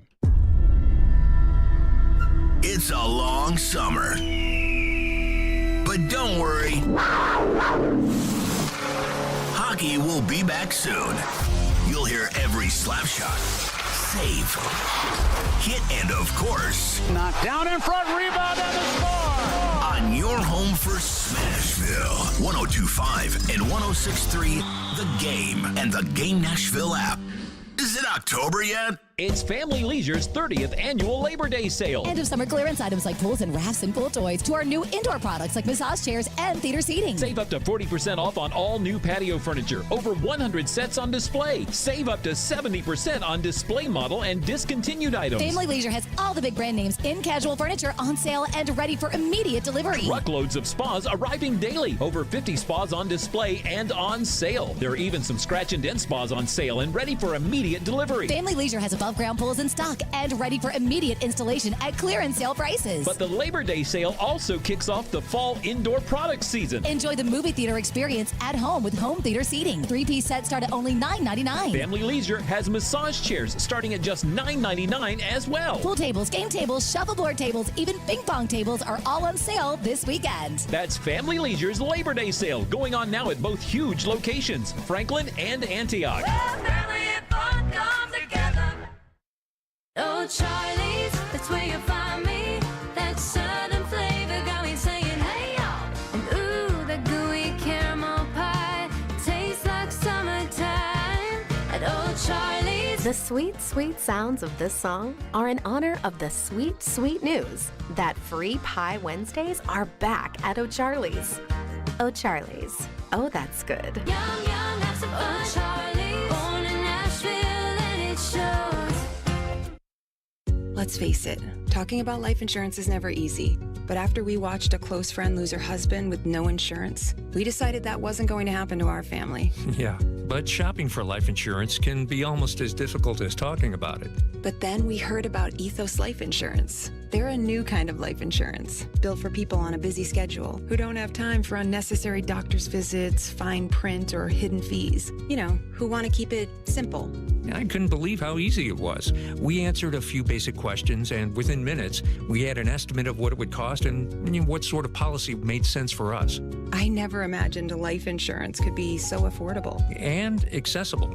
The peace of mind knowing that our future is secure, it just removes a lot of the fear around getting older and... Yeah, the unexpected. I'm glad we talked about it. I'm glad we went with ethoslife.com. Go to getethos.com now for your free estimate. That's getethos.com. Getethos.com. Nobody protects you from mayhem like Allstate. I'm your game day face paint, and you just rubbed me right into your eye. Now your vision is super irritated. And so is that driver you just hit. And if you have cut rate car insurance, these damages will rob you blind. So switch to Allstate. Save $468 and get better protected from mayhem, like me. National average annual savings of new auto customers surveyed in 2022 who switched to Allstate. In most states, prices vary based on how you buy. Subject to terms, conditions, and availability. Allstate Fire and Casualty Insurance Company and affiliates, Northbrook, Illinois. They're homegrown in Nashville, discussing the biggest topics in the SEC. The fans are going to want the rivalries to stick around. They've lost to Alabama every year. The NFL. What if all the top 3 quarterbacks went 1, 2, 3? You've got to draft your guy at 2. And anything in between. From thinking we know everything to then forgetting about everything we thought we knew the day before. They're Jonathan Hutton and Chad Withrow on Outkick's Hot Mic. Out of the gates, ready to go. Weekdays from 2 to 5 on 94.9 The Fan and The Fan app. Hey Nashville, this is Gary Bettman. You're listening to Nashville's best sports talk, ESPN 102.5 The Game. Welcome back in, Robby and Rexrode, 102.5, 106.3 The Game. Robby Stanley, Joe Rexrode, Nick Keyser here with you on this Thursday morning. We'll have Charles Robinson from Yahoo Sports coming up at 8 o'clock for his weekly visit, talking all things NFL. We'll have him on from 8 to 8:30, so looking forward to that. Lots to get to with Charles. Lots going on this week around the NFL, and week 1 right around the corner. So looking forward to that coming up here in about 30 minutes. Right now, taking your thoughts on our phone and text lines, driven by WilsonCountyHyundai.com. 615-737-1025, our phone number, 615-737-1025. So we've discussed your 5 consecutive victories against Jared Stillman in the Jared versus Joe competition. It's becoming just easy peasy for you at this point. Old hat.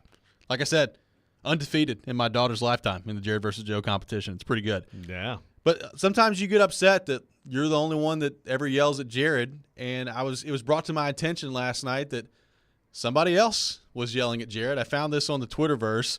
Larry Frank from Frankly Speaking Sports last night with a 5-minute rant on Jared Stillman on the Twitterverse. We cut it down to about a minute or so, but it was a doozy from Larry Frank last night of Frankly Speaking Sports. Here's what part of what he had to say on Jared Stillman. Because Jared Stillman and Jared Stillman eyes is the only one that can be right.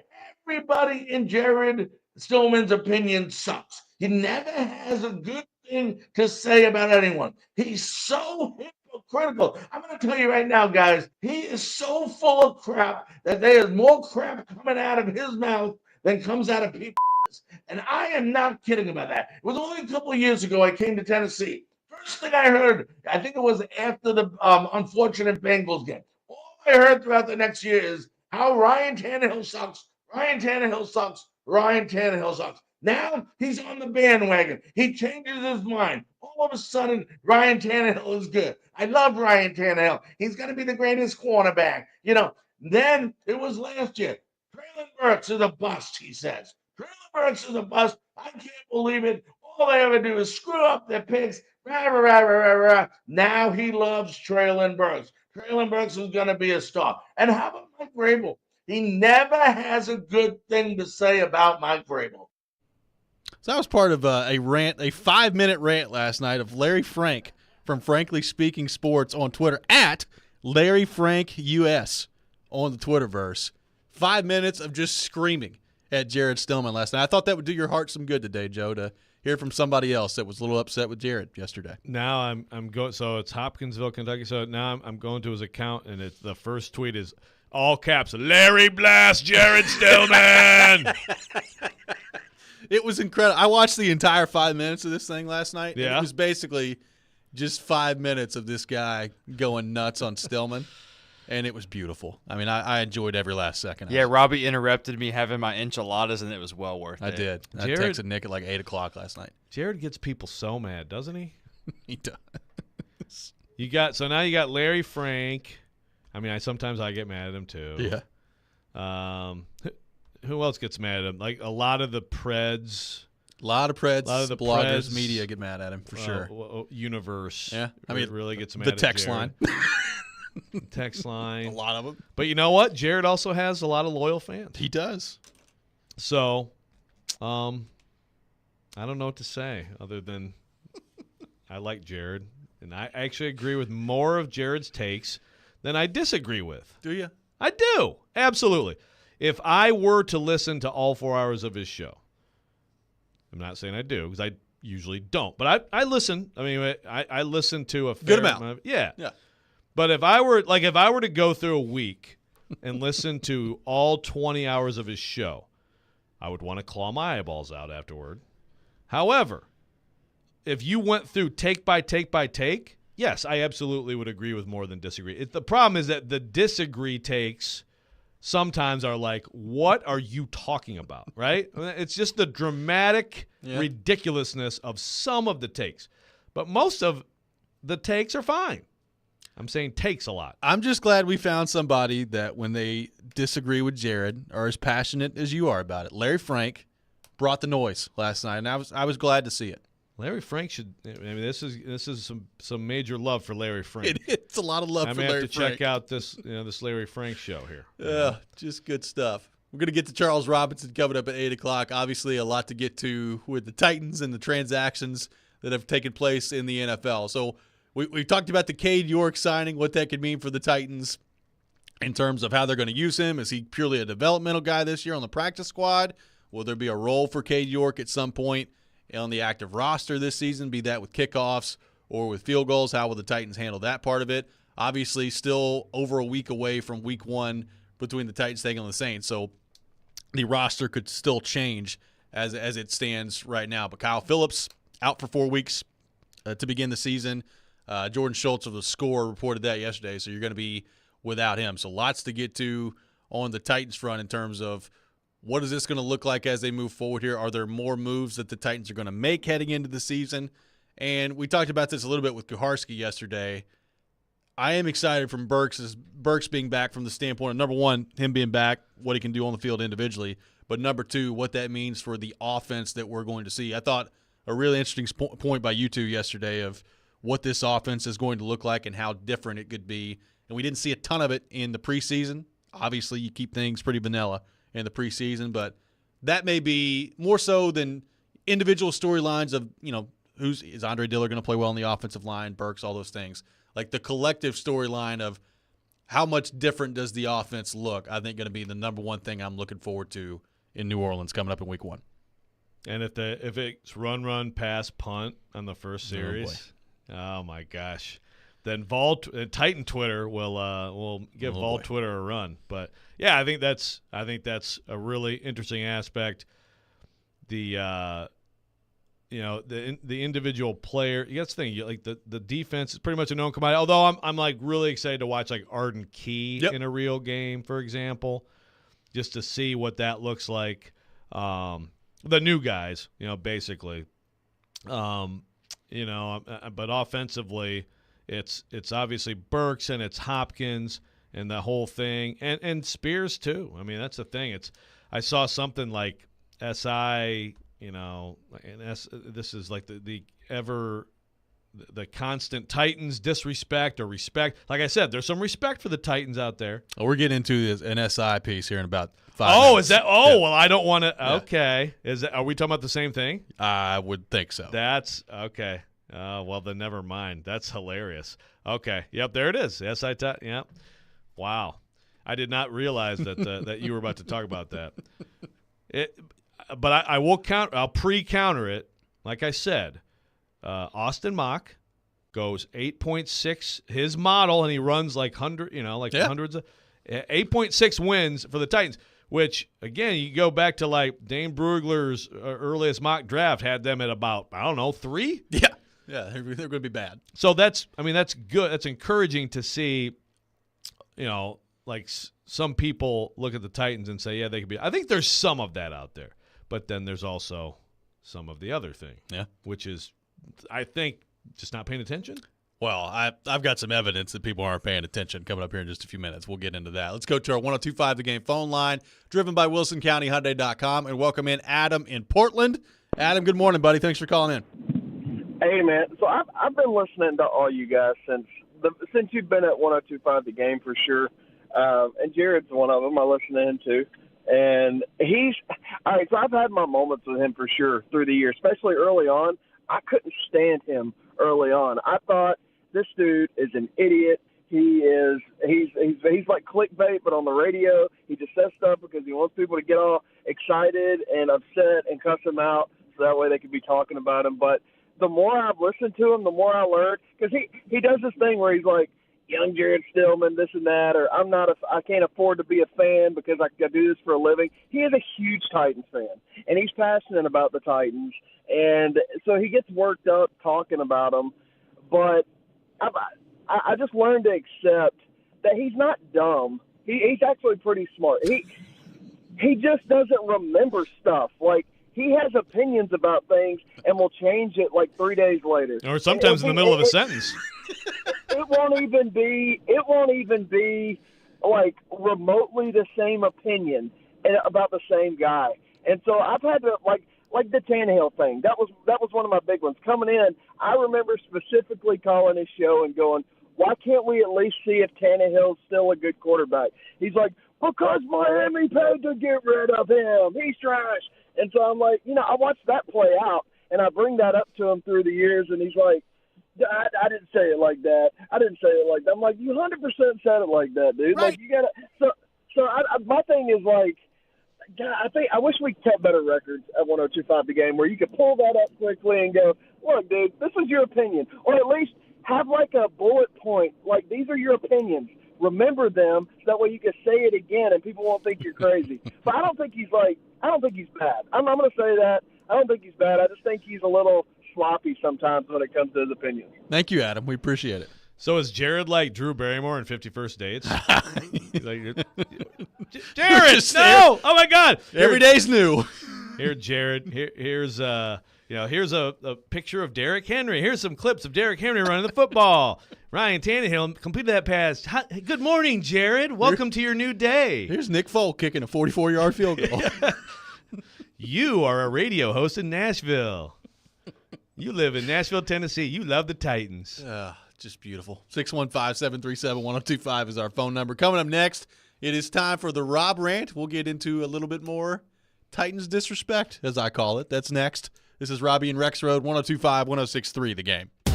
He knows Nashville sports. I love Clark Lee. He is a brilliant dude. And he's not scared to tell it like it is. They were atrocious on defense a year ago. He is Outkick's Chad Withrow. We really don't care. You're here. You signed a grant of rights. Withrow joins Stillman and Company every Friday at 5. Brought to you by BetUS Sportsbook and Casino. I know they were doing that for him to be the third-string quarterback in year one. On 102.5 and 106.3, The Game and the Game Nashville app.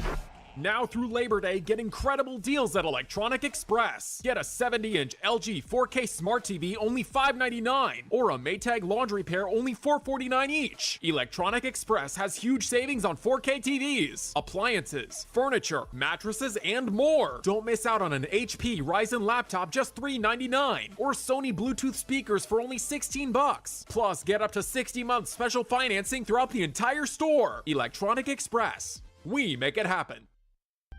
It's time to celebrate this fall and unleash the beast. Monster Brewing proudly presents to you Beast Unleashed. 0 caffeine, 0 sugar, all the adult beverage fun. The Beast is unleashed with great taste, bold familiar flavors, and 6% alcohol. Go wild with Mean Green, White Haze, Peach Perfect, and Scary Berries. Don't fear the Beast. Enjoy Beast Unleashed at your next tailgate or football party. Drink responsibly. Must be 21 and over. If you're hiring, it can feel like you're trying to find a needle in a haystack. You can hope the right person comes along, or you can just use ZipRecruiter. And now you can try it for free at ZipRecruiter.com/radio. In fact, ZipRecruiter has helped a lot of business owners find their needle in a haystack, like Marco, president of operations at Telly Tires and Auto Centers. Because Telly Tires has grown a lot in the last few years, Marco needed to hire everyone from a receptionist to a store manager to a head mechanic. ZipRecruiter helps me find all the right people, even the most difficult jobs to fill. ZipRecruiter helps me keep my business running. Take it from Marco and millions of other businesses who've used ZipRecruiter. ZipRecruiter can help you find the needle in the haystack. See why 4 out of 5 employers who post a job on ZipRecruiter get a quality candidate within the first day. And right now, you can try ZipRecruiter for free. That's right, free at ZipRecruiter.com/radio. That's ZipRecruiter.com/RADIO. ZipRecruiter.com/radio. ZipRecruiter, the smartest way to hire. Snap into action this NFL season with FanDuel. Visit FanDuel.com/play. FanDuel, official partner of the NFL. Must be 21 plus and present in select states. FanDuel is offering online sports wagering in Kansas under an agreement with Kansas Star Casino, LLC. First online real money wager only. $10 first deposit required. Bonus issued as non-withdrawable bonus bets that expire 7 days after receipt. Restrictions apply. See terms at sportsbook.fanduel.com. Gambling problem? Call 1-800-GAMBLER or visit FanDuel.com/RG in Colorado, Iowa, Michigan, New Jersey, Ohio, Pennsylvania, Illinois, Tennessee, and Virginia. 1-800-NEXT-STEP or text NEXT-STEP to 53342 in Arizona, 1-888-789-7777, or visit ccpg.org/chat in Connecticut, 1-800-9-WITH-IT in Indiana, 1-800-522-4700, or visit ksgamblinghelp.com in Kansas, 1-877-770-STOP in Louisiana, visit mdgamblinghelp.org in Maryland, visit 1-800-GAMBLER.net in West Virginia, or call 1-800-522-4700 in Wyoming. Hope is here. Visit gamblinghelplinema.org or call 1-800-327-5050 for 24/7 support in Massachusetts, or call 1-877-8-HOPE-NY or text HOPE-NY in New York. New home. New energy. Same Blue Raiders. 99 yards! Touchdown, Middle Tennessee! Catch every game for MTSU on 93.3 Classic Hits. Coach Rick Stockstill is poised to lead his team to yet another bowl appearance. We're really excited about this opportunity. Your home for the Blue Raiders is 93.3 Classic Hits and the Classic Hits app. You're listening to Robby and Rexrode, presented by TJ Anderson Homes of Benchmark Realty on 102.5 and 106.3 The Game and the Game Nashville app. Don't make me angry. Sometimes you have to tell someone to pound sand. You wouldn't like me when I'm angry. This is the Rob Rant. Now on Robby and Rexrode. You know, you get to Duval, and everybody lives within a 3-mile radius. Duval! That's right. It is that time of the day, time for the Rob Rant on Robby and Rexrode. You can check it out every morning at 7:45. The Rex Rant, the Rob Rant. Somebody's going to be mad around 7:45 on the program every day. Take your thoughts on our text line, driven by WilsonCountyHunting.com. So we're talking about the Titans. And, look, I knew some of this was coming heading into the season, and I've talked about this before. Like, the overwhelming favorite in the AFC South in terms of, like, people making picks, it's going to be Jacksonville. They won the division last year. They have Trevor Lawrence. Calvin Ridley's on the team this year. They're going to be the favorite heading into the season, which that's fine, whatever. Like that part of it doesn't really bother me, but I'm just scrolling around yesterday and I see this tweet come across my timeline from Sports Illustrated, SI Now on Twitter or X or whatever we're calling it. And the headline on Twitter was, "The Jaguars are the clear favorites in the AFC South. So the only question is, who comes in second?" Matt Verderame breaks it down. So I'm reading this article that they put out there. Indy Ben agrees. Yeah, like the only question is who comes in second. Okay, as if the Titans, the Colts, and the Texans are all grouped into one category. So here's just part of what the article says. Looking at the division, the Jaguars are the heavy favorites. They're the only team with a star quarterback and a coach who's won a Super Bowl, while the Texans and Colts are both working with first-year duos at those spots. Jacksonville also has a litany of playmakers, including Calvin Ridley, Christian Kirk, Evan Ingram, Travis Etienne, yada, yada, yada. The offense should be good enough on its own to get Jacksonville back into the postseason. The big question in the AFC South is which team emerges as second best. The Titans have long been competitive under Coach Mike Vrabel, making the playoffs for 3 consecutive years before cratering in the second half of 2022, losing 7 straight to miss out. Tennessee has defensive talent in the front 7, but the secondary is a question, and the offense is essentially Derrick Henry or bust. In today's pass-happy NFL, that's a tough way to consistently win, especially without any notable, proven receivers. That was the line used. Without any notable, proven receivers. And I read that, and I thought to myself, did we just not pay attention that DeAndre Hopkins is on the team? Did we forget that DeAndre Hopkins is on the team? I think he is both notable and proven. That's just me, based on the career that is probably a Hall of Fame career that he's had to this point. But I saw that yesterday, and it just felt like a symptom of what I think we've known all along, and that is, for some reason, it's just really hard for people around the country to watch and or pay attention to the Titans. And I read that line yesterday, without any notable or proven receivers. And I was like, good Lord, they've got DeAndre Hopkins. Now, look, DeAndre Hopkins, there are fair questions about him heading into the year. He's coming off some injuries, PED suspension. He's older. He's on a new team, all those things. The one thing I probably wouldn't say about him is that he's not notable or proven. So I found that to be an interesting take from Sports Illustrated yesterday. We're basically grouping the Titans in with the Texans and the Colts. And apparently they just either forgotten that DeAndre Hopkins exists, forgotten that he signed with the Titans, or maybe they just think he's not notable or proven. I don't know. It was interesting to see this yesterday at Sports Illustrated. Because the thing is, the only way, and I still wouldn't put them with the Colts with Colts and Texans. I still wouldn't group them with them. They should still be, at the very least, the Titans should be considered clear second in their own. Yeah. If you want to say tier 1, then tier 2, then tier 3, that's fine. I would put it tier 1 Jags and Titans, tier 2 Colts. Right? I would split it in half. But it's certainly not tier 1 Jags and then tier 2, those 3 together. That's bad analysis. But maybe, it actually could be that he doesn't know that they signed DeAndre Hopkins. I was wondering that. I was like, does this guy not realize that DeAndre Hopkins is on the team? I don't know how else you end up without any notable proven receivers. There are a lot of fair criticisms. And look, I think Traylon Burks is going to be good. I have no idea. Traylon Burks, can he stay healthy? I have no idea how good or not good the Titans receiving group is going to be this year. But just those 2 words, no notable or proven receivers. I was like, oh. Yeah. Okay. Cool. I'm fine saying that without signing Hopkins, even though I think, and a lot of people think that Burks will be good. He'll be notable this year, and I think after this year he'll be proven. But at this point he's not. That's fine. Right. If you want to say, I just don't know, totally fair. I don't know if Hopkins is going to be healthy. Don't know if he's about to fall off the cliff. All that stuff. That's totally fine. Julio Jones came here 2 years ago, and we saw what happened, right? Is Julio Jones still in the league? He's still out there. He's still out there, right? He's still available. Yeah. But notable and proven? Yeah, he's the definite. Well, look, it goes on. Name me the Hall of Fame career that's not notable. They eventually, they go through a breakdown of all the teams, and it's to their credit, it's a short one, so there's not a lot of room in here. But, they talk about Derrick Henry, Andre Dillard, Peter Skoronski, Ryan Tannehill, Jeffrey Simmons, Nico Autry. There's not one mention of DeAndre Hopkins this entire article, which makes me think that this person whose name that I've just forgotten that I talked about in a minute. Matt Verderame. I think there's a chance that he has no idea that DeAndre Hopkins is actually on the team, which is amazing to me. Okay, now I'm interested to see his Twitter or whatever. Well, Titans fans found this yesterday, and the reaction is what you would expect. Really? No notable or proven receivers, huh? How about that? Yeah, because that's the obvious response to him in his mentions is, dude, have you heard of DeAndre Hopkins? And it's just like, guys, I mean, you gotta. And I don't know if that's the case. Maybe it's just a very poor job of conveying his thoughts. Maybe. But one way or the other, if it's the other thing and you actually didn't know they signed DeAndre Hopkins, dude, you can't do that. Well, you can't. Here's the other part about all this.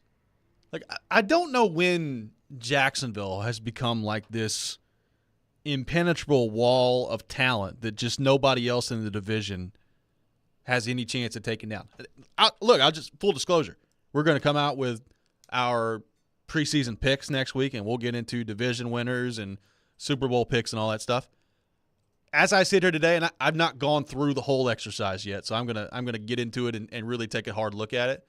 My guess is I'm probably going to end up picking Jacksonville to win the division. That's just my guess, but we'll see what happens there. But it's close. This idea that it's Jacksonville that's just light years better than the Titans and everybody else, I just think is absurd. I don't know how we're getting there in this discussion. Yeah, but that's been all over the place. Yeah, that's not a Sports Illustrated thing. That's a nationwide thing. And I think it's to a pretty big extent the expectation that Trevor Lawrence is about to step into a higher level, and sure. he might. He might. If he does, then yeah, then I think they're the favorite and a team you start talking about in the AFC. That's fine. Yeah, but the idea that the Titans would be clumped with the other two right now because of no notable or proven receivers. A worthwhile rant. To their credit, I mean, the headline they put on Twitter got me to read it about, the Jags are clearly the best team. The question is, who's second best? I was like, really? That's the question? Okay, let me look at this. And when I got to the part of them talking about the Titans have no notable or proven receivers, I was like, oh, okay. So what is this? What are we doing here? Deep sigh. I mean, I guess there's a chance this person does know that DeAndre Hopkins is on the team, and I guess just thinks he's not notable or proven. Yeah, but I don't know how we come to that conclusion. Yeah, that just can't be. Those can't be the words that you choose. Those are not the words that you choose. Look, I'm sure this won't be the last one that we read where we start scratching our heads heading into the season. But I found that one to be interesting yesterday from Sports Illustrated. Glenn from Greenbrier says, Joe, what's the process of publishing an article? Does it not get peer reviewed and then approved? Yeah, I mean, the editor.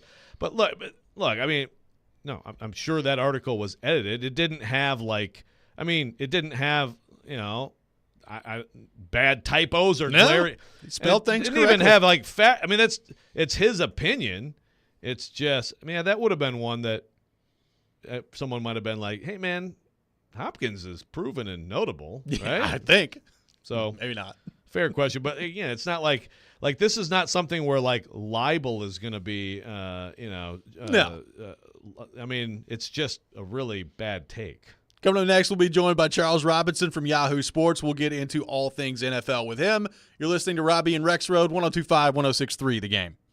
Every day we are live and local. I think Vanderbilt is steady, disciplined. It's been so long since Tennessee's gotten out of the first weekend. And your source for Nashville sports. I don't mind going to another team. You want to know what the coaching staff's going to look like. We are Nashville's best sports talk, 102.5 and 106.3 The Game and the Game Nashville app. ElectronicExpress.com. We make it happen.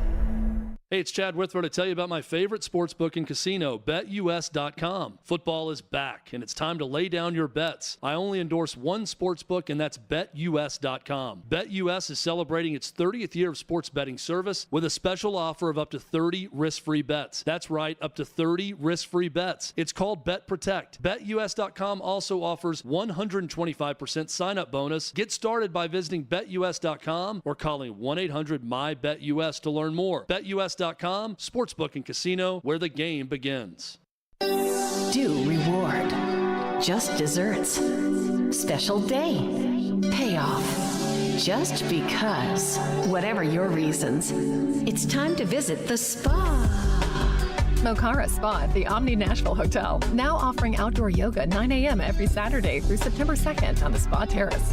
Book any treatment and get complimentary valet parking and access to the rooftop pool with incredible views of the Music City skyline. Mocara Spa at the Omni Nashville Hotel. Inner Zen, outer beauty. A tribute to Ronnie Millsap. The final Nashville show, October 3rd at Bridgestone Arena. A tribute to Ronnie Millsap, featuring performances by Kelly Clarkson, Little Big Town, Parker McCullum, Scotty McCreery, Justin Moore, Tracy Lawrence, and more than 30 guest artists. Tickets on sale now at Ticketmaster. A tribute to Ronnie Millsap, the final Nashville show. One night only, October 3rd, Bridgestone Arena. Produced by Outback Presents. Your Game Center update. This is Nick Keyser. The Tennessee Volunteers are coming to Nashville to kick off the 2023 season against Virginia. And Adam Sparks joined Robby and Rexrode this morning, weighing in on how he thinks the Vols may be feeling coming into the game. I think there's a little uneasiness about how they're going to be on the offensive line. That's probably my biggest curiosity, just aside from seeing how good the offense is going to be. That's my biggest curiosity of this game, whether or not they can fill his position. And the Tennessee Titans have added kicker Cade York to the practice squad just one day after signing Nick Folk. York was most recently with the Cleveland Browns after being drafted by them in the 4th round in 2022 out of LSU. And Nashville SC tied Inter Miami 0-0 last night down in Florida. It was Messi's first time being shut out and held without a goal since making the move over to the MLS. You're listening to 102.5 and 106.3 The Game. For more, follow us on Twitter at 1025 The Game or visit thegamenashville.com. Live from the Hiller Plumbing, Heating, Cooling, and Electrical Studios. WPRT FM Pegram, WPUC HD2 Laverne. Broadcasting on Alexa. I appreciate that. And other smart speakers. 1025 and 1063. And the score! You can run different offenses. The door's on the board. Off the field, on the field. The Game. A Cromwell Media Station. Mixing sports and a little bit of fun. This is fun! On your morning drive. This is Robby and Rexrode. With Robby Stanley and Joe Rexrode. Presented by TJ Anderson Homes of Benchmark Realty. On Nashville's best sports talk. 1025 and 1063 The Game. And on the Game Nashville app. Ladies and gentlemen, it's showtime. Final hour, Robby and Rexrode, 102.5, 106.3 The Game. Robby Stanley, Joe Rexrode, Nick Keyser here with you on this Thursday morning, talking a little NFL. And to help us do that, we go to our 102.5 The Game phone line, driven by WilsonCountyHyundai.com, and welcome in our friend Charles Robinson from Yahoo Sports. He'll be with us for the next 30 minutes. Charles, good morning. How are you? I'm doing well, gents. How you doing this morning? Appreciate you taking time to be with us. So, Charles, the Jonathan Taylor situation, which we talked about last week. No trade to this point. As a Green Bay Packers fan, I found it interesting that apparently they were interested in Jonathan Taylor. But where do you think this all goes from here, and what did you make of no deal being reached with Jonathan Taylor by the Tuesday deadline? Well, I was a little surprised that it came down to talking about two teams. I think, there were other teams that made calls, but obviously, the Packers and the Miami Dolphins were clearly the two teams that were more engaged than others. You mentioned the Packers. I think it's interesting, just talking to someone there. I think the Packers are really happy with where Jordan Love is at this stage. I think there's some, hopefulness in what they saw in the preseason, played against a lot of second and third string players, but I think they felt like, okay, this is a positive track that he's on. But I think the Packers also look at the roster and said, okay, tight end, wide receiver, ton of youth here. That's a little bit of a hitch in the development, just knowing that there's so much inexperience around Jordan Love. And I think that's what drove the Jonathan Taylor interest, the idea that you could bring in an elite level running back who could kind of help smooth out the process, give Jordan Love someone to lean on, basically give him what you would want to give Anthony Richardson with the Colts. So I think, that was part of why the Packers were involved. And then Miami, what running back has Miami not kicked the tires on over the last several months? They've looked at a multitude of running backs, and it made a lot of sense there. Obviously, we hear about the asking price, particularly with Miami and Jalen Waddle, plus other assets. Pretty steep asking price for the Indianapolis Colts, but shows you really what Chris Ballard and ownership wanted to get, especially ownership wanted to get out of Jonathan Taylor if they were going to trade him. It's interesting because you go back to the Christian McCaffrey trade with the 49ers. Remember, that's a guy who I think, honestly, if he stays healthy this year, from putting my eyes on him, it's probably the first time in a while I've looked at a running back and thought to myself, this could be like an MVP candidate if this guy hits all the markers that he looks capable of hitting going into the season, stays healthy. That guy got dealt for a second, a third, a fourth, and a fifth, okay? Add it all up, it's basically first-round value for Christian McCaffrey. Jalen Waddle plus is more than first-round value, and that's what the Colts supposedly were looking for in this process was kind of first-round value. I think the talks with the Dolphins showed either they're asking for more or they wanted to load up their ask so they could turn back to Jonathan Taylor and say, hey, look, here's what you think you're worth. We went through these talks. This is the value these teams assigned to you. Maybe you need to recalibrate where you're at contract-wise, and that's not really a way to get a deal done with Jonathan Taylor. So putting him on PUP is not a surprise to me. He's going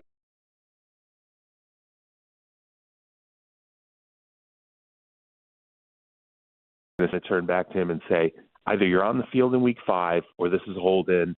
We're going to consider suspending you, or we're going to have to look again at trade talks leading up to the October 31st trade deadline. It's not going to a good place. I don't think the way that they've handled it has really been fruitful in terms of repairing the situation. But I'll also say this. I think Jonathan Taylor has played a role in this at this point. I think they don't believe he's hurt. I think they believe he can go out there and play.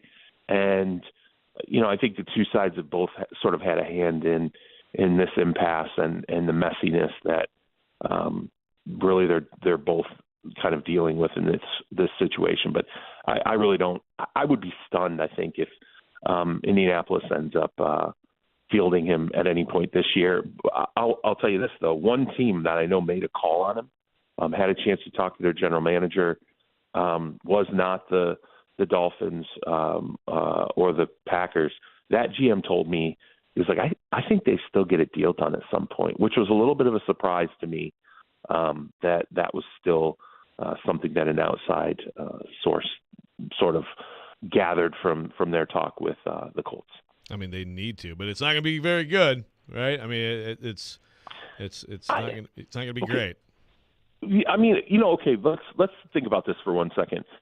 When we look at Saquon, right, and how that deal got done, we look at Josh Jacobs, how that deal got done. Granted, those are just one-year deals, right? But if you look at where the franchise tag will be for them next year, right, if they remain with the Giants and Raiders, you're talking about a zone where you're in the $13 to $14 million range in terms of the 2024 salary. I think if that's realistically sort of the APY now that we're looking at for running backs, and we're talking 3 years of guaranteed money, if you're talking $14 million a season and it's 3 years of guaranteed money, most teams everywhere will tell you, yeah, you know what, that's the ceiling. That's it. So if the Colts, if you're kicking and screaming over $10 million, $11 million a season, $12 million a season, and the difference is getting to 14 and saying this is it. This is the attic of running backs now. That's how high you can go. Just get it done. Like it makes no sense to argue over.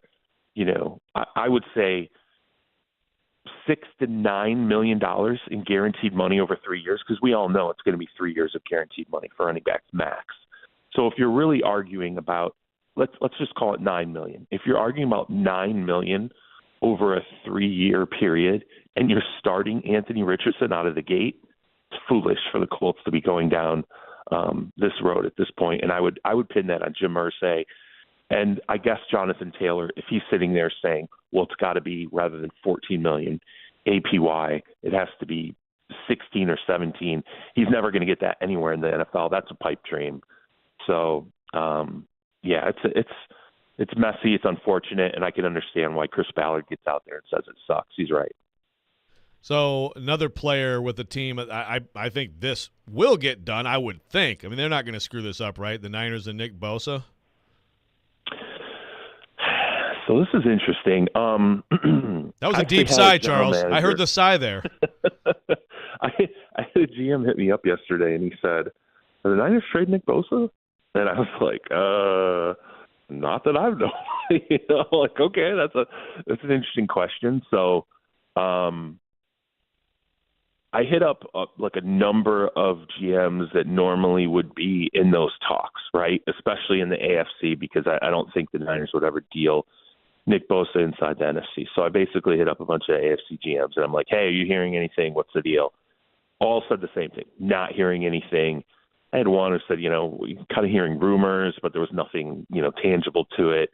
So I reached out to the Nick Bosa camp, and I kind of said, where are we at? Like, what's going on? Why am I getting GMs calling and asking me this question? This was before Kyle Shanahan addressed it yesterday, and we'll get to that. But I was basically told from Nick Bosa's crew that, deal's not done, that there's clearly a lot of work still to be done. I wouldn't say that they were close to finishing it, but that they did not have any, in their mind,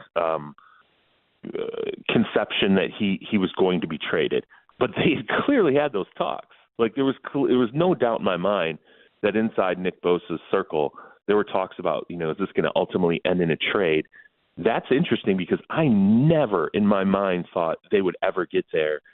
Of course, DeForest Buckner, that's why it gives me pause, because when they realized we're not going to get this done with DeForest Buckner, they did deal him. And now we're talking about different level players with Nick Bosa, Defensive Player of the Year. I think they feel like he's right in the wheelhouse of, like, he's probably in year 2 of 5 or 6 years of Aaron Donald-esque dominance, and they're not going to want to give him up. But the interesting thing is he's repped by WME, William Morris, whatever the William Morris Entertainment or whatever it is. WME, the co-founder of WME, is Joel Siegel. Well, Joel Siegel was the agent for Khalil Mack when Khalil Mack got traded from the Raiders at a time when Khalil Mack was going to reset the market from a defensive perspective. So there is some background here. Now, Joel Siegel's not his agent. Brian Aralt is. Brian Aralt is the co-head of WME. Joel Siegel's the other co-head of WME. But they're there together, okay? You talk about those guys, there's no doubt those agents are talking every day, like, how do we handle this? How do we move forward? Kyle Shanahan came out and said, we are not trading like Nick Bosa. He said this after I'd made all these calls, and then later in the afternoon, my NFL editor's like, oh, geez, Kyle addressed this.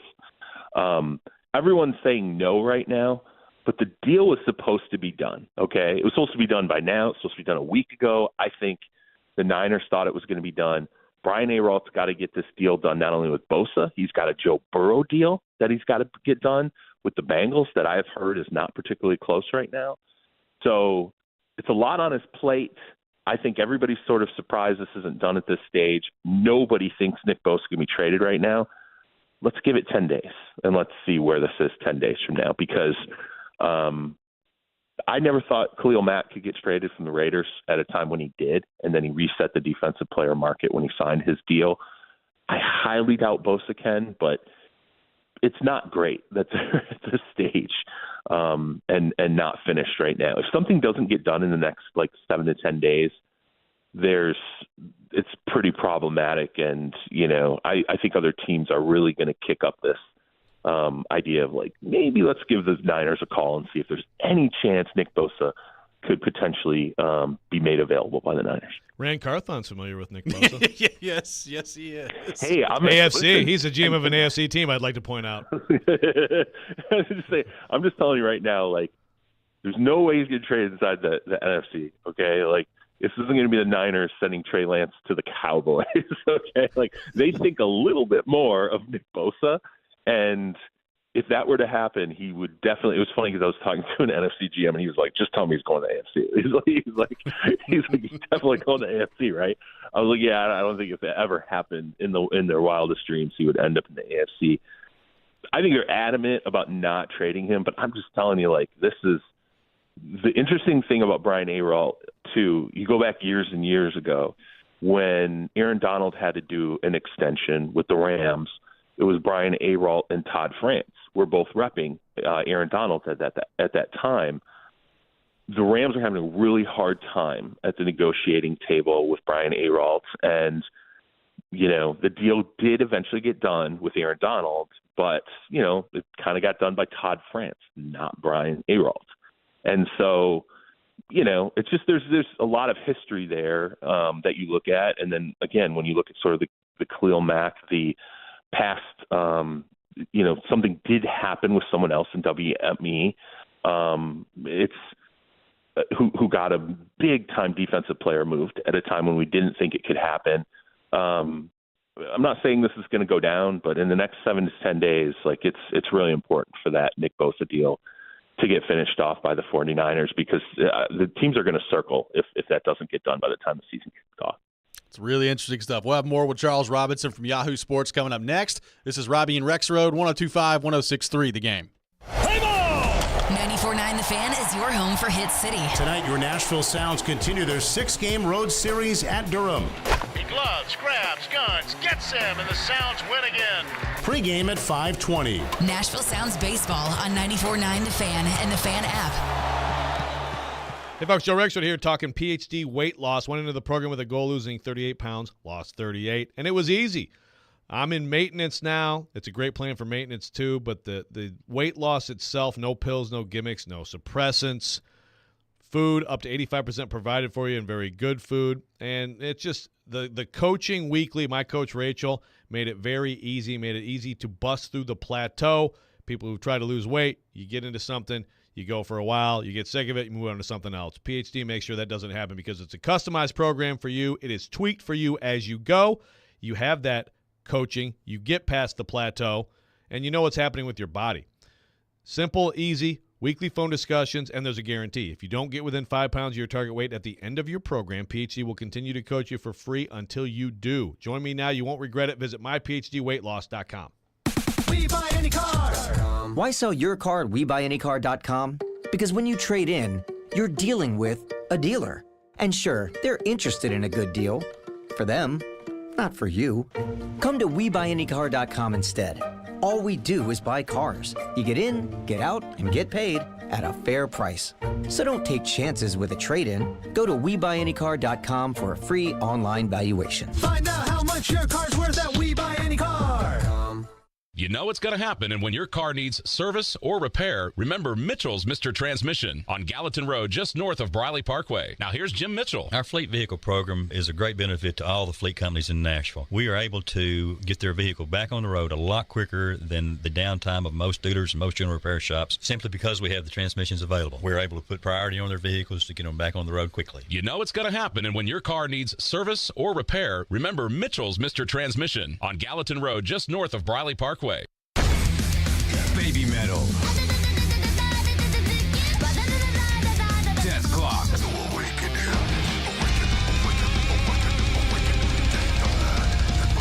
The Baby Clock Tour 2023. September 5th, Nashville Municipal Auditorium.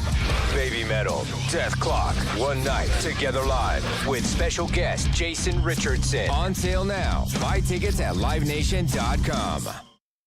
Will they find a home? Sponsored by Geico. Susan has always wanted to live in a chateau. I like a certain je ne sais quoi. While Jake is more into the Cape Cod style home. It's a classic look. Compromise is tough, but these two won't have to compromise when they bundle home and car insurance with Geico. It's easy, and they could save even more. In the end, Susan and Jake found a Cape Cod style home where they will only speak French. Bonjour, je t'aime, merci beaucoup, and cordon bleu. You'll get better with time. Bundling without compromise at geico.com.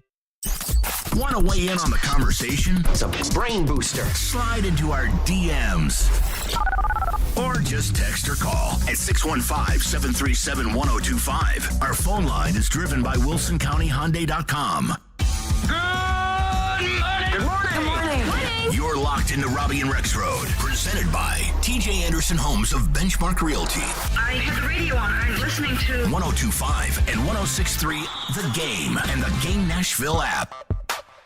Welcome back in, Robby and Rexrode. We continue our conversation with Charles Robinson from Yahoo Sports. Charles, we also talked about the Trey Lance situation last week. He ends up with the Dallas Cowboys. Jerry Jones pulling the trigger on that front. A lot of conversation around that with Dak Prescott this week. What did you make of the destination for Trey Lance and what that means for his future? It's weird, honestly. It was a weird destination. I actually just wrote about this and, talked to a number of teams about the deal after it was consummated. And it was one of those rare instances where I think other team leadership were looking at it the way a lot of us were, where they're just like, I'm basically like, hey, well, what do you think of this? Like, I don't know. I don't know what to make of it. I don't get it. Like, it's in terms of like what Trey Lance needed, I think it tweeted this, like the consensus was this a guy needed like a generous starting quarterback, needed an ability to go into a team and get reps, needed a fresh start, all these different things. But I think the reps was the really, really important part. As we talked about on the show, going all the way back to high school, this is a guy that barely had 500, passing attempts in an actual game, like a live game. And, he's going to Dallas where, granted, I think he's going to have a generous quarterback. I think Dak Prescott, what Dak said about, welcoming him in and moving forward in the quarterback room is realistic. He's not getting the reps. Like, there's no way. I mean, he's not. And, when you talk to other teams, what I thought was really interesting was the number of times you would hear people bring up, like, he's not just behind Dak. Like, he's behind Cooper Rush. Like, he's not getting reps over Cooper Rush. Like, he went from being a third quarterback in San Francisco on a good roster to being a third quarterback in Dallas, and behind a second-string quarterback who, unlike Sam Darnold in San Francisco, has won meaningful games for the Cowboys. So he's really buried on the quarterback depth chart. So when you sit there and you go, okay, well, what's the upside here? All right, I asked teams, weigh it out for me. Tell me what the upside is here. Well, the thought process is probably not going to do anything in 2023 at all. Maybe in 2024, he makes Cooper Rush cuttable. Cooper Rush is on a 2-year deal through 2024. And then at that point, he's the backup, and maybe Dak gets injured, and Trey Lance ends up playing. The only way he'd get on the field in 2023 is just an insane rash of quarterback injuries. Either situation, not really good for Dallas. They're in a Super Bowl window. You don't want Trey Lance starting meaningful games for you right now. And so how does he really develop? No one knows. No one gets it. So the thought of like, well, hey, maybe he develops enough or showcases enough in the preseason next year to be attractive to a team. You trade him before you get out of camp next year, or he walks as a free agent and you get a compensatory pick. Man, that is a lot of drama to inject into your team to go, well, maybe we take that 4th round pick, we turn into a 3rd round pick. Like, it's just like, what are you doing? Dak Prescott's getting asked about this. Mike McCarthy's getting asked about this. It's like, why weren't, okay, Dak, you didn't get the heads up. Mike McCarthy, clearly you were not involved in this acquisition. So what was it? It was a Jerry Jones ego stroke. It was so Jerry could come out and say, well, we had a 2nd round grade on him, and we spent a 4th round pick, and we had him in our second round on our board. Well, first off, why would you even say that? We all assumed he probably had a first-round grade on your board. So basically you just told us it looks worse than we were probably assuming, because up until that point, I just figured probably got a first-round grade on this guy, and so that's the leap that you're making. No, Jerry says it was a second-round grade. And here's the rub.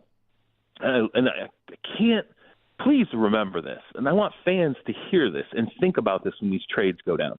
When a team tells you we had X grade on a guy, right, and now we just spent a later pick a couple years down the line on the guy to go and get him, he had that grade before he threw passes in the NFL. Right. It's totally irrelevant. Now you know what he looks like throwing a football in the NFL.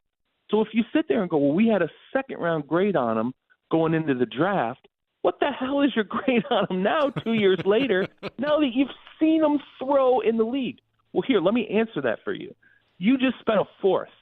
No other team was willing to give up a fourth, which means he's no better than a fifth-round grade in the 2023 draft, okay, for a number of teams. Once you see a player showcase their abilities on the NFL level, it dramatically impacts where they should be slotted in an NFL draft. So you didn't really win anything by giving up a fourth for a guy who you thought was worth a second-rounder in 2021, because now you know he wasn't worth a second-rounder in 2021. We got a weekend tryout grade just below UDFA on him. Very excited about this deal. It's crazy to me. So, look, of all the things, realistically, if one team was like, you know what, Trey Lance, really, he needs to go wherever he can throw the football. Maybe it's not even in the NFL. He just needs to go somewhere where he can play at a decently high level of football, get on the field, throw a lot of passes, get a lot of reps, run an offense, be the leader in the quarterback room, all these different things, none of which he's going to get in Dallas. So we're going to spend the next 2 years staring at him in Dallas and going, what's really being accomplished here other than a bunch of drama, unless Dak Prescott completely falls apart or gets injured in the next 2 years. None of this really, I think, amounts to anything. And if he does, Dallas, that's like a panic situation. If you don't want Trey Lance leading your team in this window right now, you want Dak Prescott leading you in this window right now. A, because you're paying him. B, because you've built everything around him. C, because he's shaped the entirety of what that offense is, being there over the course of his entire career. So, like I said, weird.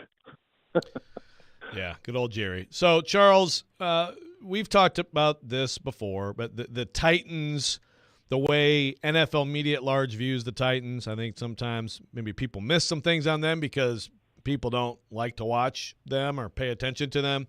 And I'm not going to ask you to comment on specific other media, which we did earlier on the show, but just let me ask you about just the view of the Titans and the view of the Jaguars right now. How do you view it? How do you think the NFL media views it? And is the obsession with the Jags, which I would call it, I think people are a little too bullish on them. Do you think it's just because people think Trevor Lawrence is about to become that guy?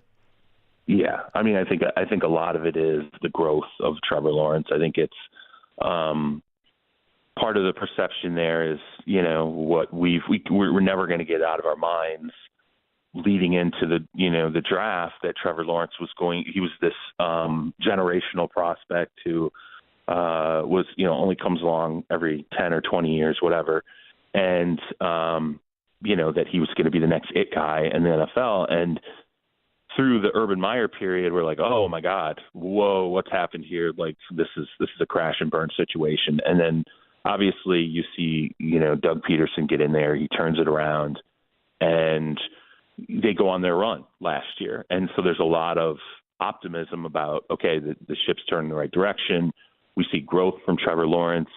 And then so what you end up doing is, as media members, we're all idiots when it comes to forecasting the next season. We all forecast growth. This was good. It's going to continue to be good. And the NFL goes, yeah, no, that's not how it works. Some stuff continues to be good, other stuff does not. And, that's how we end up with, teams we assume are going to be, the next big jump or the growth team, and then it doesn't ultimately happen. And I think that's part of what plays into, how the Jaguars are getting looked at. Now I want to be fair here too, though. It's not like Calvin Ridley is a good addition for that team. He really is. Now you take the gambling stuff out of the equation. There were a number of teams that were calling the Falcons about acquiring Calvin Ridley, and they were calling with the mindset of making him their number one. So I think Ridley is, as long as, nothing's really changed in terms of his talent level, is a bona fide number one. That's something they didn't have. I think it makes Christian Kirk better. Travis Etienne, them drafting Tank Bigsby, who a lot of teams were telling me when the draft was over, they're like, hey, Bigsby's got a chance to, eat a lot of the backfield carries from Travis Etienne. That's how good he is. I think that makes them better because now you have a 2 running back set. And then, there should be growth from having a season where they did turn it in the right direction. They did have there was a lot of progress made, and the veterans should have learned a lot. And then, you look at defensively, there's things to like, I think, about the Jaguars. But, again, I told you, I sort of went through that. I discounted the Titans a little bit. I was like, feels like a little bit of a rebuild. I don't know what to expect from Ryan Tannehill. All these different offensive lines got issues. And then when I went there in camp, I'm like, ooh, this team is better than I thought. Like, when I really think about the defense, I put my eyes on the defense and I think about the depth chart defensively, has a chance to be a really good defensive team. Spears, I'd never seen him live. I told you, we're standing on the side. I'm like, man, that kid's got a gear. When you stand here and you see it in person, it kind of blows you away. And then what we saw offensively, what they were doing offensively, there were some interesting things where you're like, oh, that's right, they changed the OC, and that has a chance to really turn things around inside the Titans a little bit that people aren't really familiar with outside of maybe Tennessee. So I think that's how that ends up happening. Maybe, you just keep staring at Tannehill and going, how long does that guy have?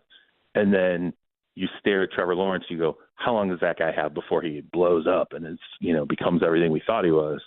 That colors it. And then I don't think a lot of people respect Mike Vrabel's honestly probably one of the most underrated coaches in the NFL since he became a head coach. Like, it's amazing the job that he's done since he's been there. If he was probably in a market like Chicago or Philly or New York, people would never shut up about Mike Vrabel, right? But I do think that there's an element of Tennessee where it takes a while for guys to get their due. So it's a long answer. I do think the Jacksonville Jaguars have a chance to be pretty good. But I told you when I was there, I was like, man, I'd be nervous if I was one of these people in the offseason who was like, they're clearly going to win the division. It's not even going to be close. I'd be nervous after seeing the Titans. Now, the Titans got to stay healthy. Like, you guys explain this to me. Are they going to stay healthy? Are they going to, what's the offensive line going to look like? Those are things that I worry about with Tennessee. But I think people are probably disrespecting Tennessee a little bit, and they're giving a little too much respect to Jacksonville with the assumption that a good finish last year is going to equate to a hot start this year. I don't know that we know that for sure. Charles, great stuff as always, man. Appreciate you taking time to be with us, and we'll talk to you next week. Thanks, guys. Hey, and Fitz coming on. We're excited. Fitz at Yahoo. Fitz on your podcast. That'll be awesome. Yeah, absolutely. I'm looking forward to that. So we're relaunching the podcast under a different format. It's going to be more of sort of what we do here. A lot of the news and nuggets and just sort of talking about what exactly is going on behind the scenes. So looking forward to that. And I've been in a point guard role for a while with the podcast. I've been dying to get away from it. I just want to be a shooting guard. Let me give me a shot, though. Let me jack it up. That's right. Charles, we'll talk to you next week, man. Appreciate you. All right, take care, guys. Charles Robinson from Yahoo Sports, our guest. We'll react to what Charles had to say there coming up next. This is Robby and Rexrode, 102.5, 106.3, The Game. He breaks down every game. The players are still going to be fine. And knows the ins and outs of the two-tone blue. They deal with their own position coaches. He is ESPN NFL Nation Titans reporter Teron Davenport. It's clear what he's doing. TD joins every Monday at 1, Thursdays at 3, Friday mornings at 8, and anytime on the Talkin' with TD podcast. I think that's really cool how he could show both sides. TD is on 102.5 and 106.3 The Game and the Game Nashville app. Hey, it's Jared. Want to tell you about Hiller Plumbing, Heating, Cooling, and Electrical. Hiller is keeping you chillin' all summer with special deals to keep you relaxed and happy this summer. Tackle those necessary home system replacements this month to take advantage of these special deals. When you purchase a select new HVAC system, you'll get 2 Yeti Trailhead camping chairs, a Yeti Panga 28L waterproof backpack, a Yeti Tundra 75, and 2 Yeti tumblers for free. And get special freebies on Yeti products with every new whole home generator or tankless water heater purchase. That's Hiller Plumbing, Heating, Cooling, and Electrical. Vanderbilt Commodore fans, 102.5 and 106.3 The Game, along with 94.9 The Fan, is your new home for broadcast of games and the Commodore Hour on Monday evenings. Catch all the action for football, men's and women's basketball, and baseball all season long. Go Doors!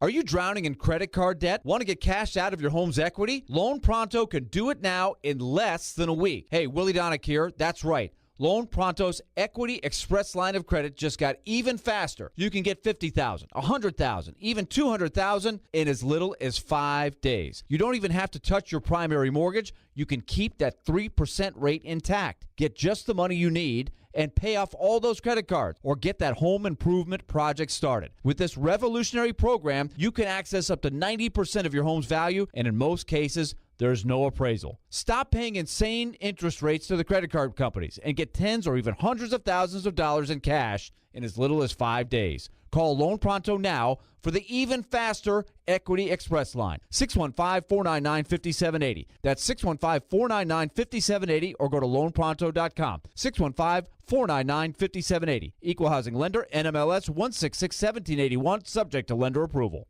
Discover credit cards automatically double all the cash back you earn at the end of your first year, which means... Wait, hold up. Question for the audio engineer. Go ahead. Did I read that right? Discover automatically doubles all your cash back? Yeah, that's what the script says. So if I get a Discover card right now, I can earn twice the cash back. Apparently. Wait! Unlimited first-year cash back match, only from Discover. See terms and learn more at discover.com/match. When it comes to Chase McCabe, The Nashville Predators, the Titans, the NBA, college football, talk a little racing. you get a little bit of everything. But hey, you know what? We're getting it done. Join Chase McCabe weekday mornings at 9 on 102.5 and 106.3 The Game and the Game Nashville app. Hey, this is Jordan Rogers, and you're listening to Nashville's best sports talk, 102.5 The Game. Tune in to 93.3 Classic Hits this Saturday for MTSU football. Blue Raiders kicking off at 6:30 on the road against Alabama. Pregame beginning at 5:30. You can hear all the coverage on 93.3 Classic app and at 93classichits.com. We'll go back in. Robby and Rexrode, 102.5, 106.3 The Game. Thanks to Charles Robinson for being with us in the last segment. I got some tickets to give away. Be caller number 5, 615-737-1025. Caller number 5 will win a pair of tickets to see the Nashville R&B Experience at Bridgestone Arena coming up on September 8th, featuring Trey Songz, Tamar Braxton, Tevin Campbell, and more. 615-737-1025. Caller number 5 for a pair of tickets to the Nashville R&B Experience coming up at Bridgestone Arena on September the 8th. How big of a difference do you think Calvin Ridley makes for Jacksonville this year, Joe Rexrode? It's a great question. All accounts are he's looked good. I've always thought he was very talented. There is a long period of time between injury and then the gambling suspension between Calvin Ridley playing in an NFL game. So I think you have to take that into account. But I mean, look, I think if he can return to basically what he was in Atlanta, then you're gonna notice him in that Jacksonville offense, right? Yeah. And I think eventually this year he's going to be pretty good. Yeah, I mean you got him, Christian Kirk, Evan Ingram, Zay Jones, pretty good last year, ETN. I mean they've got some really good skill players offensively. So again, like going back to the conversation about like the division, I don't think it's like some egregious thing that the Jaguars are the favorite. Like I think they're going to be a good team. I think they're going to make the playoffs. I think Trevor Lawrence is going to be good this year. I like their coach in Doug Peterson. So I have no problem with people picking Jacksonville to win the division. I just don't understand the thought process that there's just this huge, insurmountable gap that's between the Titans and the Jags. And I feel like over the next week and a half, as more of these things start to come out, I think we're going to see a lot of people that think there's a seismic gap between the Titans and the Jags, and I'm just not there. Well, and Charles just laid it out. If you cover the league at large, you pay attention, you talk to people, it makes you more informed. Yeah. Isn't it funny how that works? I will say, Robbie, you, I believe, ranted about the training camp tours. Charles coming to Nashville is an example of how it helped him, figure some things out. Like, oh, wow, Tyjae Spears. Didn't even think about that guy. Now it's like, oh, okay. It's just practice, man. A lot of practice. Yeah. A lot of practice talking football preseason. Yeah, well, I mean, I get it. There are limitations. I get it. There are limitations. But just seeing personnel, especially new personnel.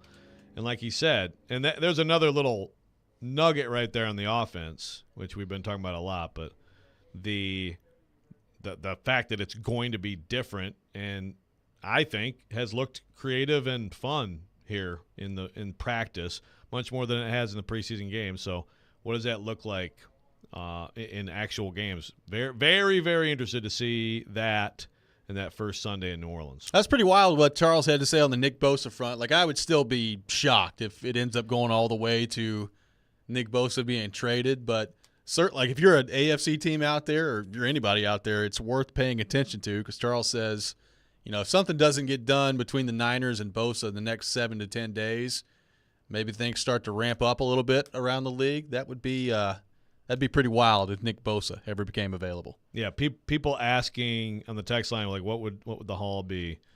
My response was it would be massive. But like you were saying during a break, multiple firsts. I mean, I think for sure multiple firsts. I'm trying to remember. You're talking about a dominant pass rusher in his prime. Now, you are talking about a big number. Right. But I mean, to me, it's worth paying that guy a big number. I know some of the talk is like he wants to make sure he gets more than Aaron Donald and all that stuff. I mean, Nick Bosa is. What was the haul for Khalil Mack? That's what I'm trying to find right now. But, I mean, you're talking about Khalil Mack was the best pass rusher in the league at that time. Is Nick Bosa the best pass rusher? I would probably go T.J. Watt as the best pass rusher, but Bosa's right there in the conversation. So what would that look like in today's NFL? I don't know. It'd be a massive thing, though. Like, I'm sure if he did become available, like if I'm Rand Carthon, I'm at least making a phone call. Like, what are you guys looking for? Yeah. See what that looks like. But, again, I'd be shocked if it got to that point. There, talk about a pass rush. Yeah, I mean, when you have things, when you got quarterbacks that are really good, you find a way to get a deal done. When you have pass rushers who are really good, most of the time, Joe, you find a way to get the deal done, and I have a feeling that'll happen with San Francisco. You would sure think so. Yeah, the Raiders got 2019, 2020 firsts, and then a third in 20 and the Bears did get the Bears got a second back, so they a third and a sixth for a second, but they did get the 2 firsts. Okay. For Mac. But I mean, yeah, it's I think multiple firsts would be the and I'm with you. Starting point, how can you possibly, if you're the Niners, you can't mess this up, right? I don't think they will. Yeah. You got to get it figured out. It's fun to talk about, though. Absolutely. So is Trey Lance of the Cowboys. Oh, my That's gosh. really fun to talk about. Pro Golf coming to Nashville September 14th through the 17th with the Simmons Bank Open at the Grove Club. Text in the keyword golf to 615-737-1025 and enter for a weekend pass for 4 to enjoy the event in style, including food and drink. Once again, text in the keyword golf. Also, make sure you check out Vanderbilt football this weekend on 102.5, 106.3 The Game. Vanderbilt taking on Alabama A&M at 6 o'clock at home. Pre-game coverage beginning at 4:30. You can hear it all on the 102.5 The Game app or at thegamenashville.com. Coming up next, we'll be joined by Fat Jack from fatjacksports.com. College football beginning tonight. Utah taking on Florida. We'll get Fat Jack's thoughts on that game tonight and the opening weekend of college football coming up next. This is Robby and Rexrode, 102.5, 106.3 The Game. Are you always on the go? we've got you covered. Download the Game Nashville app from your app store and listen to us wherever you are. Robbie Stanley, Joe Rexrode. It's Chase McKay. Caroline, Willie, D-Mace. Dominic Cavity. We are Nashville's best sports talk. Good station. I listen to it all the time. 102.5 and 106.3, The Game and the Game Nashville app. It's Family Leisure's 30th annual Labor Day sale. End of summer clearance items like pools and rafts and pool toys to our new indoor products like massage chairs and theater seating. Save up to 40% off on all new patio furniture. Over 100 sets on display. Save up to 70% on display model and discontinued items. Family Leisure has all the big brand names in casual furniture on sale and ready for immediate delivery. Truckloads of spas arriving daily. Over 50 spas on display and on sale. There are even some scratch and dent spas on sale and ready for immediate delivery. Family Leisure has above ground pools in stock and ready for immediate installation at clearance sale prices. But the Labor Day sale also kicks off the fall indoor product season. Enjoy the movie theater experience at home with home theater seating. 3-piece sets start at only $9.99. Family Leisure has massage chairs starting at just $9.99 as well. Pool tables, game tables, shuffleboard tables, even ping pong tables are all on sale this weekend. That's Family Leisure's Labor Day sale going on now at both huge locations, Franklin and Antioch. Get a great deal on select Kubota equipment, the #1 rated tractor brand for durability and owner experience in the U.S. The versatile lineup is built to help you make the most of your land. Right now at participating dealers, get a Kubota compact tractor for 0 down, 0% APR for 84 months, plus save up to $800 on qualifying implements. Now through September 30th. See us or go to KubotaUSA.com/disclaimers for full disclaimer. Visit Coleman Tractor, your local Kubota dealer in Clarksville, Nashville, Paris, and White House today. Real estate investors, get ready for an incredible opportunity. D&M Development is thrilled to announce the Phase 1 presale of 16 non-owner occupied short-term rentals in Nashville's exclusive resort-style community, the New Cumberland. Nestled between Germantown and East Nashville, this exceptional location offers stunning views of the city and the Cumberland River. Each unit features spacious kitchen, 4 bedrooms, and 4 baths, providing the ultimate luxury experience for your guests. Resort-style pools and a wide range of amenities. Don't miss out on this exclusive investment chance. Visit thenewcumberland.com for more information and secure your spot in this extraordinary community. It's Raymond and Austin. We're back on All-Star Sports Radio. Celebrating their 30th year, our sportsbook and casino sponsor, BetUS.com, is offering a 125% sign-up bonus plus up to 30 risk-free bets. It's called Bet Protect, the perfect offer for crazy plays, like the famous butt fumble. It's the GOAT of embarrassing plays. Really, remember when you bet me you could do a live show with a GOAT as your co-host, and he face-kicked you? Thankfully, I didn't take the under on that one. Anyway, folks, get Bet Protect today. The industry's biggest 125% sign-up bonus plus up to 30 risk-free bets. BetUS.com, where the game begins. Mom, we're out of potato chips. Teenagers, they'll eat you out of house and home, kind of like health insurance, which can take a big bite out of the family budget. Fortunately, with Farm Bureau Health Plan's Core Choice coverage, we can save $3,600 a year compared to the leading competitor. And we've got better coverage with a lower premium, lower deductible, free telehealth visits, and access to one of the largest networks available. Can we order pizza? Visit FBHP.com or your local Farm Bureau office today. It's a long summer. But don't worry. Hockey will be back soon. You'll hear every slap shot, save, hit, and of course, knocked down in front, rebound, and the score! On your home for Smashville. 102.5 and 106.3, The Game and the Game Nashville app. Is it October yet? You're locked into Robby and Rexrode. Every morning, first thing. Presented by TJ Anderson Homes of Benchmark Realty on 102.5 and 106.3 The Game and the Game Nashville app. Welcome back in, Robby and Rexrode, presented by TJ Anderson Homes of Benchmark Realty, helping home buyers and sellers in Middle Tennessee for 20 years. Robbie Stanley, Joe Rexrode, Nick Keys are here with you on this Thursday morning, and we're going to be joined every Thursday morning at 8:45 by Fat Jack from FatJackSports.com, looking ahead to the weekend's action. College football beginning this weekend, NFL Week 1 just a week away. And to help us talk more about that, we go to our 102.5 The Game phone line, driven by WilsonCountyHyundai.com, and welcome in Fat Jack. So, Fat Jack, welcome to the show. Tell us about what you do at FatJackSports.com. Yeah, thanks for having me, guys. It's football season is here. We're finally ready to get going. And for a lot of people, they're starting to bet on the games now. Sports gambling has exploded nationally. I've been a professional sports gambler for 27 years. I run around the country. I have a sports handicapping service where I help guys make money. Basically, I'm a lot different than a lot of other people out there that might have 10 or 15 different packages per week.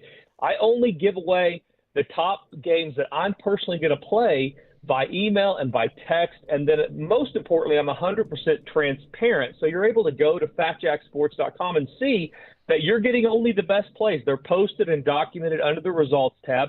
I talk about responsible gambling. I talk about the exact games that I bet, money management, things that are not sexy. There's nothing sexy about some of the stuff that helps you make money betting on sports. But the reality is that if you're going to make money, you've got to be able to treat it more like an investment, less like going to the fair, going to the circus, and throwing the ring toss.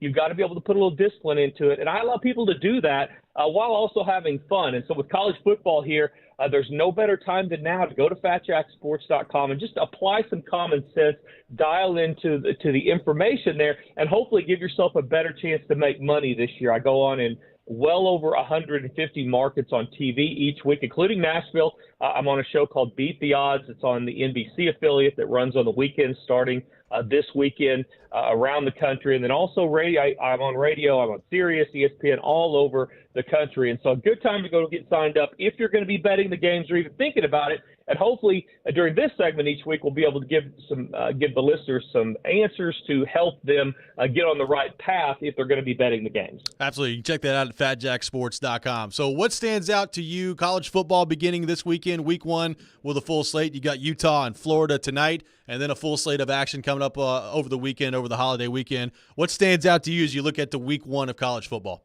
Yeah, first of all, if somebody tells you they know a ton about what's going to be going on this weekend in college football, that's your first red flag that they're a liar, okay? Because with the transfer portal and freshmen, everything going on in college football, nobody really knows a ton, including the line setter. So there are opportunities to take advantage of some of these things.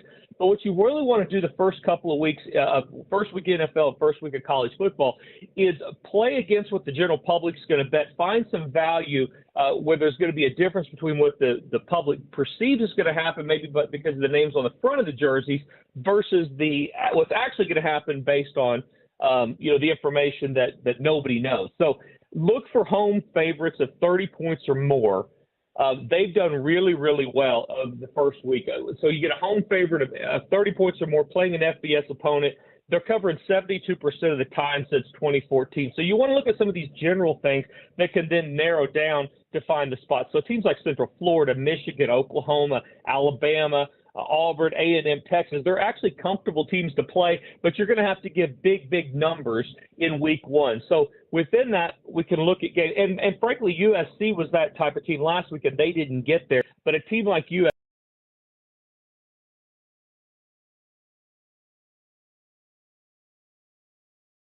be able to score at will, name their number, or they have a motivation to run the score up. I look at Oklahoma, Arkansas State. That's one of those games. Arkansas State 7-1 against the spread. They're last bit on the road, so they typically do play well when they go on the road. But this Oklahoma team under Brent Venables, a lot expected of them this year. Their offense should be able to name their score. And defensively is their big question mark. But Arkansas State keeps games low scoring typically when they go on the road. 7 of their last 9 under the total. And so don't expect them to score a bunch of points. This is one of those games where, although you have to lay a ton of points, up to 35, 36 points down, probably the right side of the game. So I'd look at Oklahoma in that spot. Another one, a team like Louisville, the Louisville Cardinals, very interesting. They got absolutely no love in conference from the media when they were putting together the preseason poll. They had 0 top 25 votes and very little love. But Vegas has them their over/under win total at 8.5. So something's got to give here. Either Vegas is wrong on how good they think Louisville's going to be, or the media is correct, and they're going to have a really bad year. I tend to think this is the type of team that they are, under the new coach, a little more time, they're going to be better. I think they are going to score some points, and so I would look for Louisville to beat Georgia Tech this week as well. These two teams are totally different than they've been in the past. Georgia Tech not scoring a ton of points, playing better defense. Louisville used to score a bunch of points. Now they're playing better defense. I think Louisville actually covers the number here. I'd lay the 7.5 on the road against Georgia Tech. Speaking of big home favorites and the unknown of week 1 of college football, Jack, the game that fascinates me is Colorado at TCU. TCU around 2021. What do you think of that one? Dion's not going to play at all. And I think this is a dumpster fire. I'm going to be in Colorado, and everybody up there is and that's not where the game is, but everybody in Colorado. I spent a lot of time there since nationally you can gamble there a lot. They love what's going on there, but I think this thing's a dumpster fire. If it's going to turn the corner and Dion's going to get this program going, I don't think it happens this week. Spike Dykes, really good coach. We saw what they did last year through the transfer portal. I think they absolutely named their number here. Back door is always going to be open, but it's going to be more of a wait and see. And that's the other thing about week one. You don't want to bet every single game, because if you're betting a bunch of games, especially this week, you're just guessing, you're flipping a coin. You don't want to do that. But Colorado giving up a bunch of points when they go on the road. 5 of their last 5 games have gone over the total, and actually 5 of their last 6 overall. So defensively, they had a ton of holes to fill. I'm not sure Dion's been able to do that. So I think TCU, with the new quarterback, will have some success offensively. They're 8-1 straight up their last 9, and 13-2 their last 15 straight up. Dykes has got them going in Fort Worth. I think this team actually will name their number. I would go over the total in this one and also lean toward TCU. But again, guys, week one, most games are a wait and see. You want to it's like jumping in Lake Michigan in the middle of February. You want to, if you have to do it, you want to dip your toe, just get some momentum. It's like if you're going to, in the PGA Tour, you can lose it on Thursday. You really can't win the tournament on Thursday. Make some pars. Let's just build a little bit of profit this week, get some momentum going, so next week we can take advantage of these college games and do something similar in the NFL. Well, Jack, we're looking forward to you joining us every Thursday morning at 8:45. Thanks for being with us, and we'll talk to you next week. Yeah, guys, thanks for having me. Go to FatJackSports.com. What you see is what you get. The prices are all posted. I'm 100% documented. I've been doing it for 27 years. I'm making not only myself but the clients around the country money. A new way to bet on sports for a lot of people out there listening in the Nashville area, and it's an opportunity to actually make money. Remember, guys, it's not the gambling that she hates. It's the losing. Stop losing. You'll find that the loved ones of your life don't hate gambling near as much. So have a great weekend. Good luck to college football. We'll talk to you next week. Absolutely. Fat Jack from FatJackSports.com. You can check that out on the website there, and he'll be with us every Thursday morning at 8:45 here on the show. Speaking of college football, Joe, finally back this weekend. Virginia and Tennessee coming up. You can check that out on 102.5, 106.3 The Game at 11 o'clock. Presented by Twin Peaks. Take your tailgate to Twin Peaks for scenic views of all the hottest non-conference games across the country. That's going to do it for us on the program today here, Joe. Got some college football talk tomorrow. Big Orange Mac on the program at 6:15 in the morning, so that'll be fun. Looking forward to that. Jared will give us a lesson in arrogance. It's at 7 o'clock.